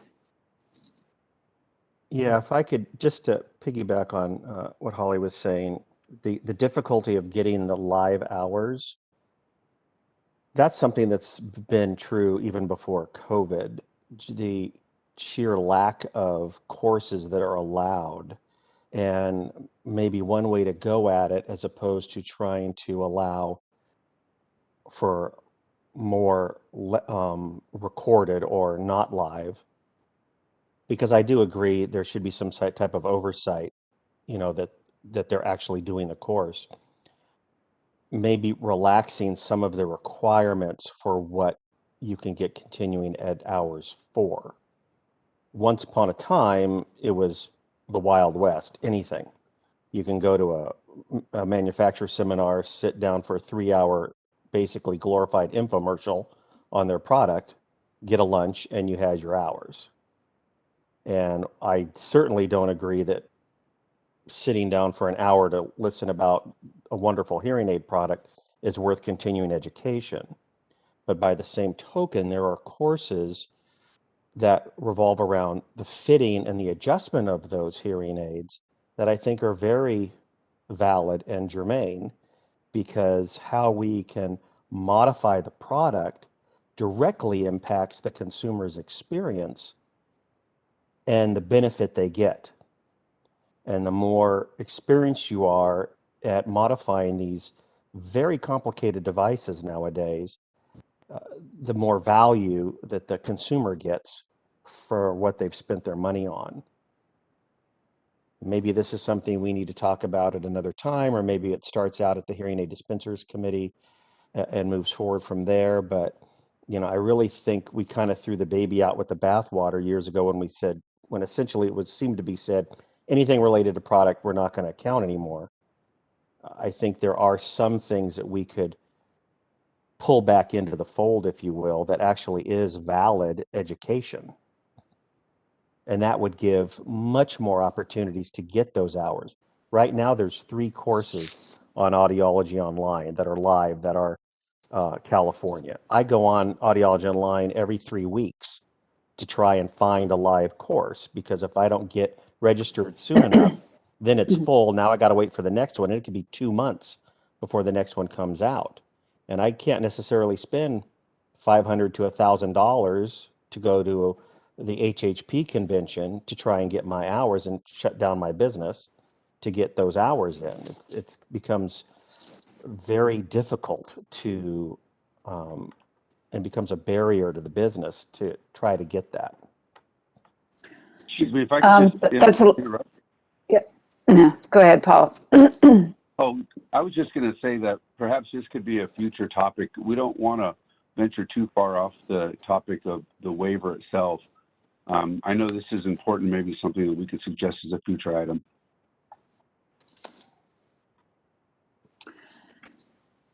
Couldn't have said it better myself. Okay, but it is an issue that comes up often, so I think it should be a future agenda item. But is there any further discussion about any additions that the board would like to see made, additional waivers? Other discussion about it, about the waivers that we do have?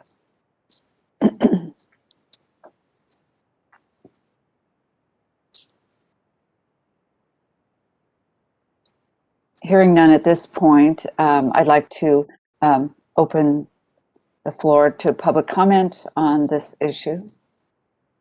This is the moderator. Members of the public, if you would like to participate, click on the Q&A icon located at the bottom right corner of your WebEx screen and type "I would like to make a comment" in the Ask field and send it to all panelists. The instructions are on your screen for your reference.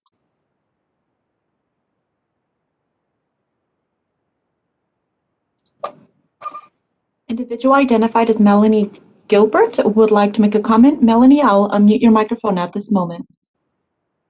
Thank you. I had a real hard time, and maybe I'm just got some cognitive impairment going on due to COVID stuff, but I had a really hard time figuring out the waiver that I had one because I didn't get any notification from the board, and I'm not on your email list somehow. And so I'd just like to request that the board put a postcard in the mail or put a letter in the mail to all of the licensees and mention how you get your email address added to your listserv, and mention the website where these waivers were listed, and then also mention that there is a waiver specifically about an extension of CEU time, the 6-month extension, and I think that would help people out quite a bit. Thank you.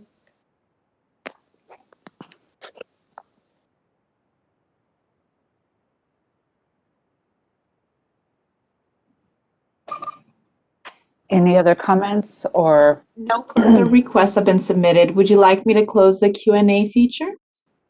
Yes, please. Thank you. I don't know if Sharice or Paul would like to address Melanie's suggestion about the postcard or finding other avenues to get email addresses so that we have more fluid communication with licensees. Hi, Marcia. This is Paul. We are collecting more and more email addresses these days, and I think we want to make some changes down the road in how we collect them. To address the comment, we will be looking at the comment that was provided to us by board member Todd Borges, and maybe look at our email notification icon and make that more visible too. Thank you. This is also Sharice, and I just want to say I appreciate the comment. My only concern being that we have quite a few licensees that don't always keep their address up to date, so we get a lot of returned mail, and so unfortunately it's a compounded issue of keeping the board up to date on your address and the email, and so sending out a postcard may or may not reach all of the intended audience. I don't know if it's possible, but often the professional organizations have more up-to-date lists. I don't know if there's a way to share those or communicate with them to try to access any information they have, mostly for email, email addresses. And that's something that this is Paul again, that's something that we have done whenever we have updated our waivers or have any information related to COVID. We've tried to communicate to each of the professional organizations.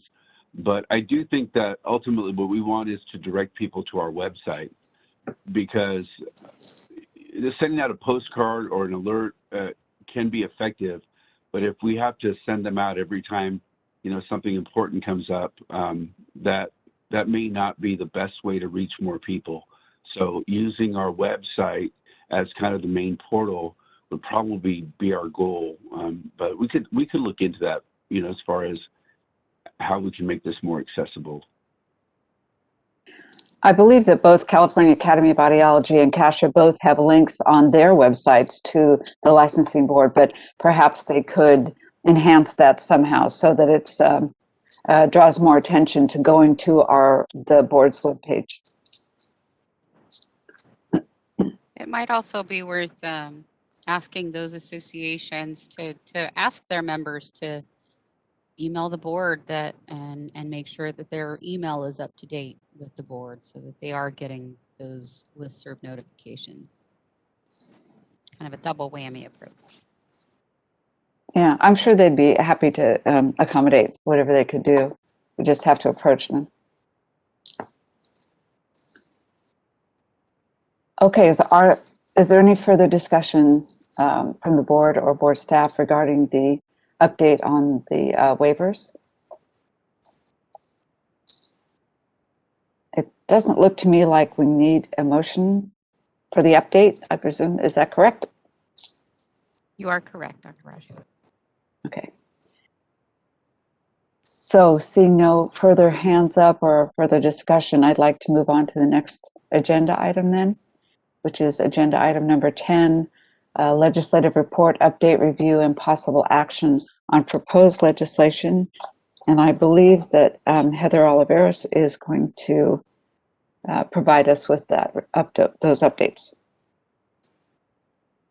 Yes, good afternoon. This is Heather Olivares, Legislation and Regulation Analyst for the board. Just to start out, an update on where we are with the legislative calendar. January 22nd was the last day to submit bill requests to the Office of Legislative Counsel in order for them to draft the legislative language to be ready for the next deadline, which is February 19th is the last day for any legislation to be introduced. And then we move into policy committees with the last day for policy committees to hear fiscal bills introduced in their House of Origin. That deadline is April 30th. And then if the bill is a non-fiscal bill, the deadline to hear that in the Legislative Policy Committee in the House of Origin is May 7th. And then finally, the bill will move on to fiscal committees if there is a fiscal impact of the bill. And the deadline for bills introduced in the House of Origin for the fiscal committee is May 21st. So the board did approve a couple of legislative proposals that we wanted to try to move forward in the 2021 legislative session. The first one in your memo is proposed legislation to revise Business and Professions Code Section 2532.25 relative to audiology licensing requirements. Board Chair, Dr. Marcia Raggio, and board staff met with the Senate Business Professions and Economic Development Committee staff, as well as Republican Caucus Policy staff, to discuss this proposal and its possible inclusion in the committee omnibus bill. And it's important to keep in mind what an omnibus bill is. It can only include provisions determined by the committee that are technical, non-substantive, or otherwise non-controversial. If a provision included in the bill is later deemed to be controversial, it will be amended out of the bill. So following that meeting, at this time, the board is still waiting for the committee staff to determine whether or not our provision that we suggested will be included in the committee omnibus bill as a non-controversial policy change. If we're not successful in getting this provision into a bill this year, into this committee bill, we will be including this proposal in the Sunset Review Report. The next proposal that was approved by the board is legislation to revise Business and Professions Code Section 2838.35 and 2539.4 relative to locked hearing aids disclosure from hearing aid dispensers and dispensing audiologists. The board chair, Dr. Marcia Raggio, and board staff met with Assembly Member Kevin Mullins, legislative director, to discuss this legislative proposal. And actually, right before our scheduled meeting, I received an email from his ledge director that they are interested in our proposal. So we spent the time going over details of what the proposal is and answering any questions that his staff had. That bill proposal was submitted to Ledge Council by the January 22nd deadline. And at this time, The board is waiting for the bill to be formally introduced, and that will most likely be happening early next week. So that's all I have on legislation. If anyone has any questions, I'm happy to address those.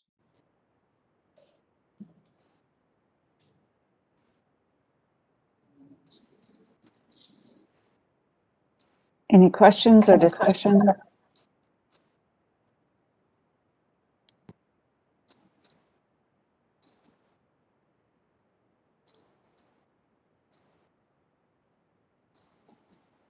I don't see any from the board members or staff, so let's open this up for public comment.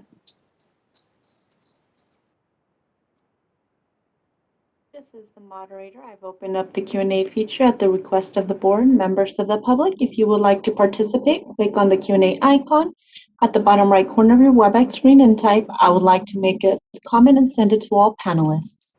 The instructions are on the screen for your reference.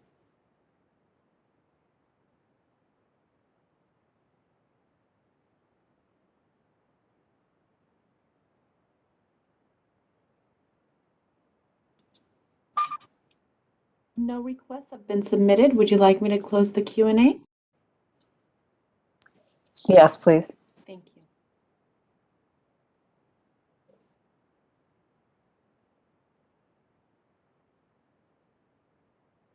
Okay, so since there's no further discussion by the board members or staff, and I presume we don't need a motion for this one, being an update, I'd like to move on to agenda item number 11, legislative items for future meetings. This is our opportunity to discuss other items of legislation that we feel should be agendized for a future meeting, and or by either the whole board or by special subcommittees, or if we need to hold a special meeting, excuse me, of the board to discuss them.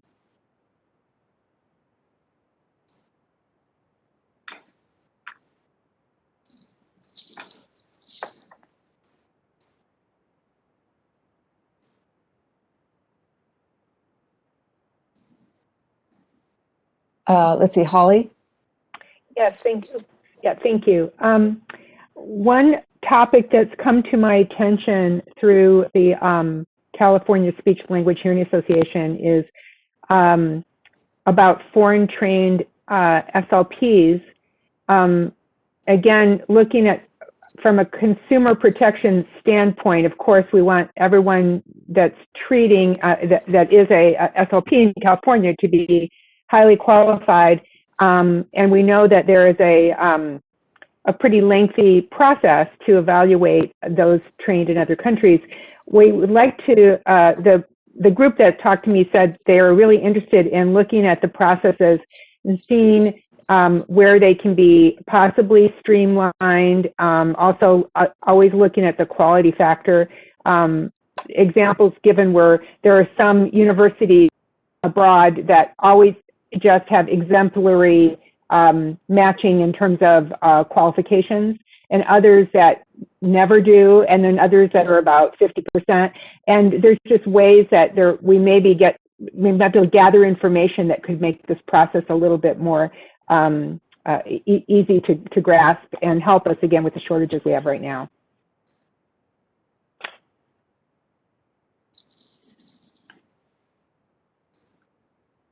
Holly, can I clarify? Does that mean that this is Sharice? Sorry.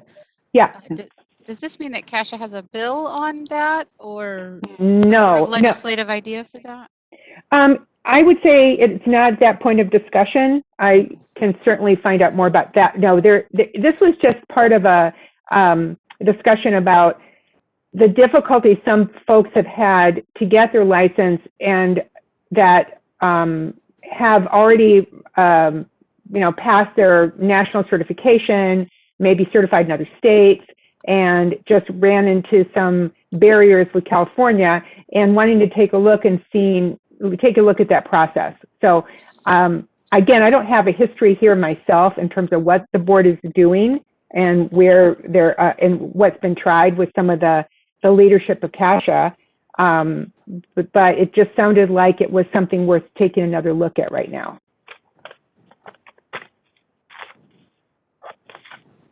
Hi, this is Paul, and I would suggest that maybe Holly Kaiser, as our speech language pathology board member and as the chair of the practice committee, that a good start would be to review what the process is with staff, and then determine, what direction we go. It sounds like even before we make it a board agenda item, that we could do some, give you some information on this so that you have a good understanding of what our processes are. Yes, I agree. And, it isn't a legislative item with CASHA. Again, it was really about looking at, I think, as you said, I can learn more about the process right now, and I'm happy to take that on in the practice committee and learn more from you offline about, the next steps with that. That would be great.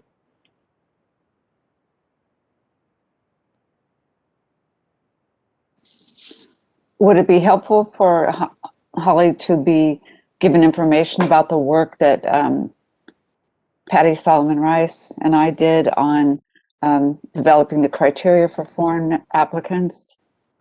Is it 3 or 4 years ago now?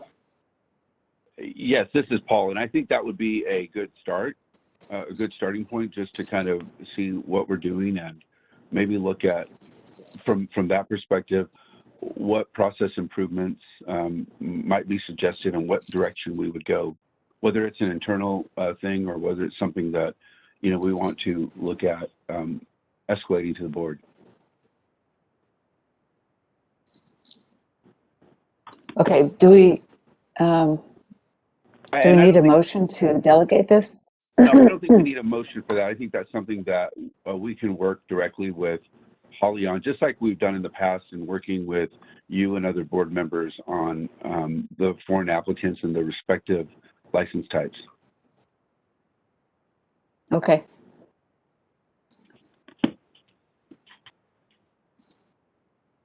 Holly, do you have your hand up again? Or No. I'm going to take it down and thank you.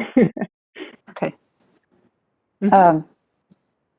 Is there any further discussion about future legislative items? Okay, so we can move on to 12. And this is, thank you, Heather, for the last report. And I think that this is also something you're going to discuss, the regulatory report regarding update, review, and possible action on board regulation packages. Yes, this is Heather Olivares again, Legislation and Regulation Analyst for the board. The board currently has 2 regulatory proposals going through the formal regulatory process. The first one in the memo I provided to you is the speech language pathology and audiology fee proposal. The board initially posted this proposal for a 45-day public comment period on August 7th, 2020, and this posting started the 1-year formal rulemaking process with the Office of Administrative Law. So our deadline to submit this proposal to them is August 6th of this year. At the previous meeting, the board approved responses to comments received during the public comment period, and the completed regulatory proposal was submitted to agency on December 28th, 2020. At this time, the board is still waiting for approval from agency before submitting this completed rulemaking process to OAL. It's important to note here that due to COVID-19, OAL does have a longer review period. So once we submit that to them, we will our August 6th deadline, but then the process of what they do on their end will take longer due to delays from COVID. The second proposal that's currently going through the formal regulatory process is in regards to AB 2138, licensing board's denial of application, revocation, or suspension of licensure, criminal convictions. And the board initially posted this regulatory proposal for a 45-day public comment period on March 6, 2020. This posting started the one-year formal rulemaking process with a deadline to submit the completed rulemaking package to OAL by March 5th of this year. The board met this deadline and we submitted our completed rulemaking package to OAL on November 18th, 2020. However, due to the delays of COVID-19, we are still waiting for OAL to complete the review of this regulatory proposal. So that's all I have on regulations currently in the formal regulatory process. If you have any questions, I'm happy to answer them.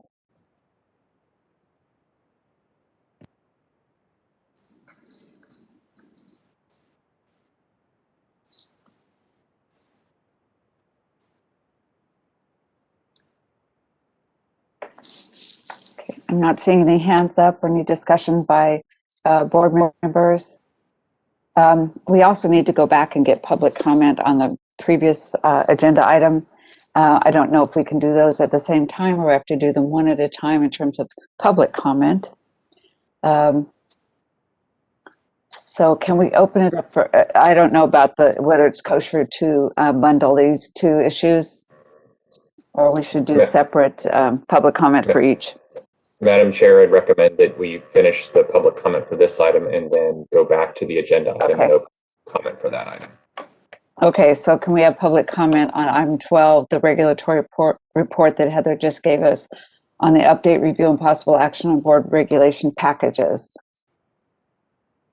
This is the moderator. I've opened up the Q&A at the request of the board. Members of the public, if you would like to make a comment regarding that specific agenda item, please click on the Q&A icon at the bottom right corner of your WebEx screen and type "I would like to make a comment" and send it to all panelists.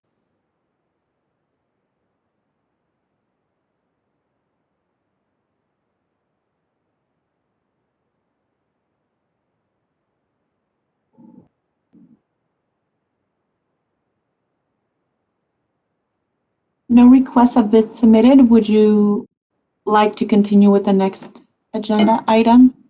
Public comment?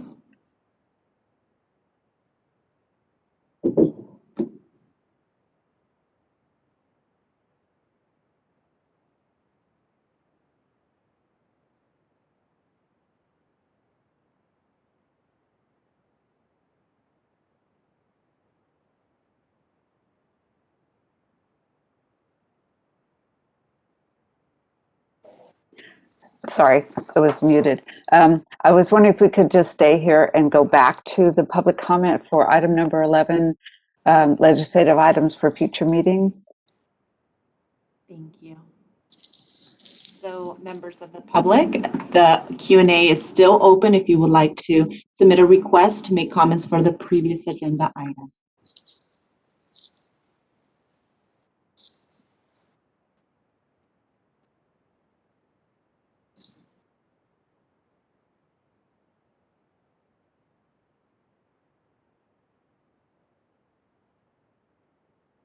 No requests have been submitted. Would you like me to close the Q&A? Yes, please. Thank you.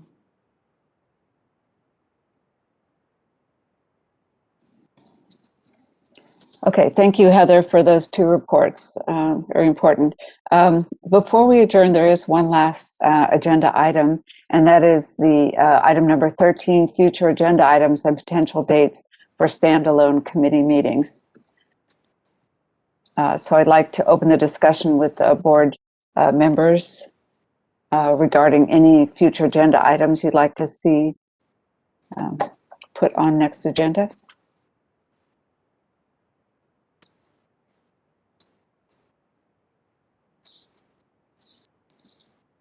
Todd? Thank you. I would like to see further discussion on expanding what is an allowable continuing ed credit that we were discussing earlier. related to the waiver.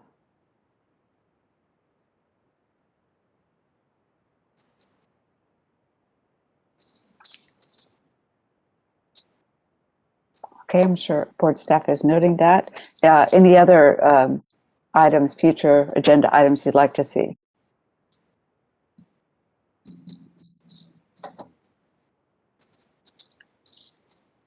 Not seeing any other hands. We have been approached by some professionals about audiologists doing cognitive screenings as part of their scope of practice. And I add that to the agenda to be discussed, that issue.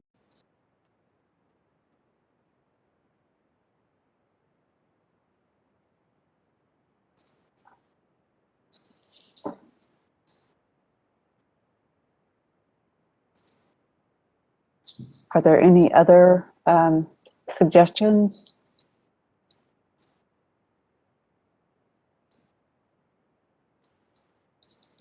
Hearing none from the board members and staff, I'd like to open the floor to public comment on this issue. This is the moderator. Members of the public, if you would like to participate, please click on the Q&A icon and send a request by clicking on the ask field and typing I would like to make a comment and sending it to all panelists.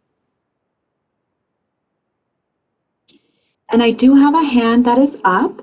I will unmute your microphone. Alexis Ronnie, you have been unmuted. Hi, can you guys hear me okay? Yes. Okay. So I'm a recent grad of audiologist, and we were just kind of interested in knowing if there's any future in potentially getting rid of the practical examination for AUD graduates. I'm part of the few that have had the practical exam postponed, and so I haven't been able to get my dispensing license. We were just wondering if that's anything that's potentially in the future for not having to do for an AUD graduate. That's it.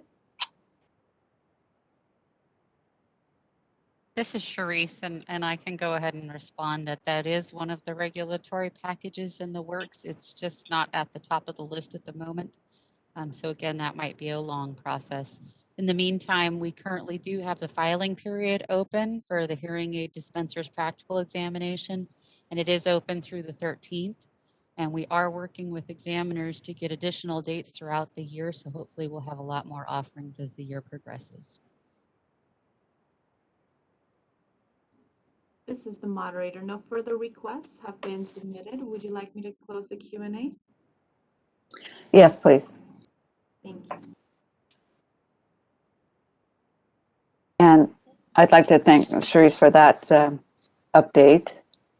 I was wondering where we stood with that.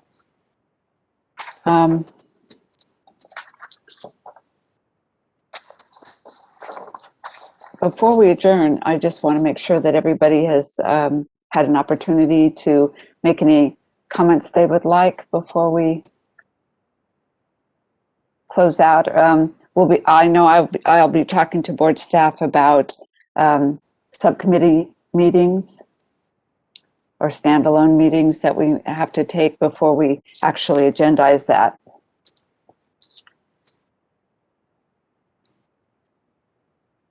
Doesn't look like we have any further discussion, so I want to thank everybody for attending today, both the board and staff members, as well as the public members or public attendees.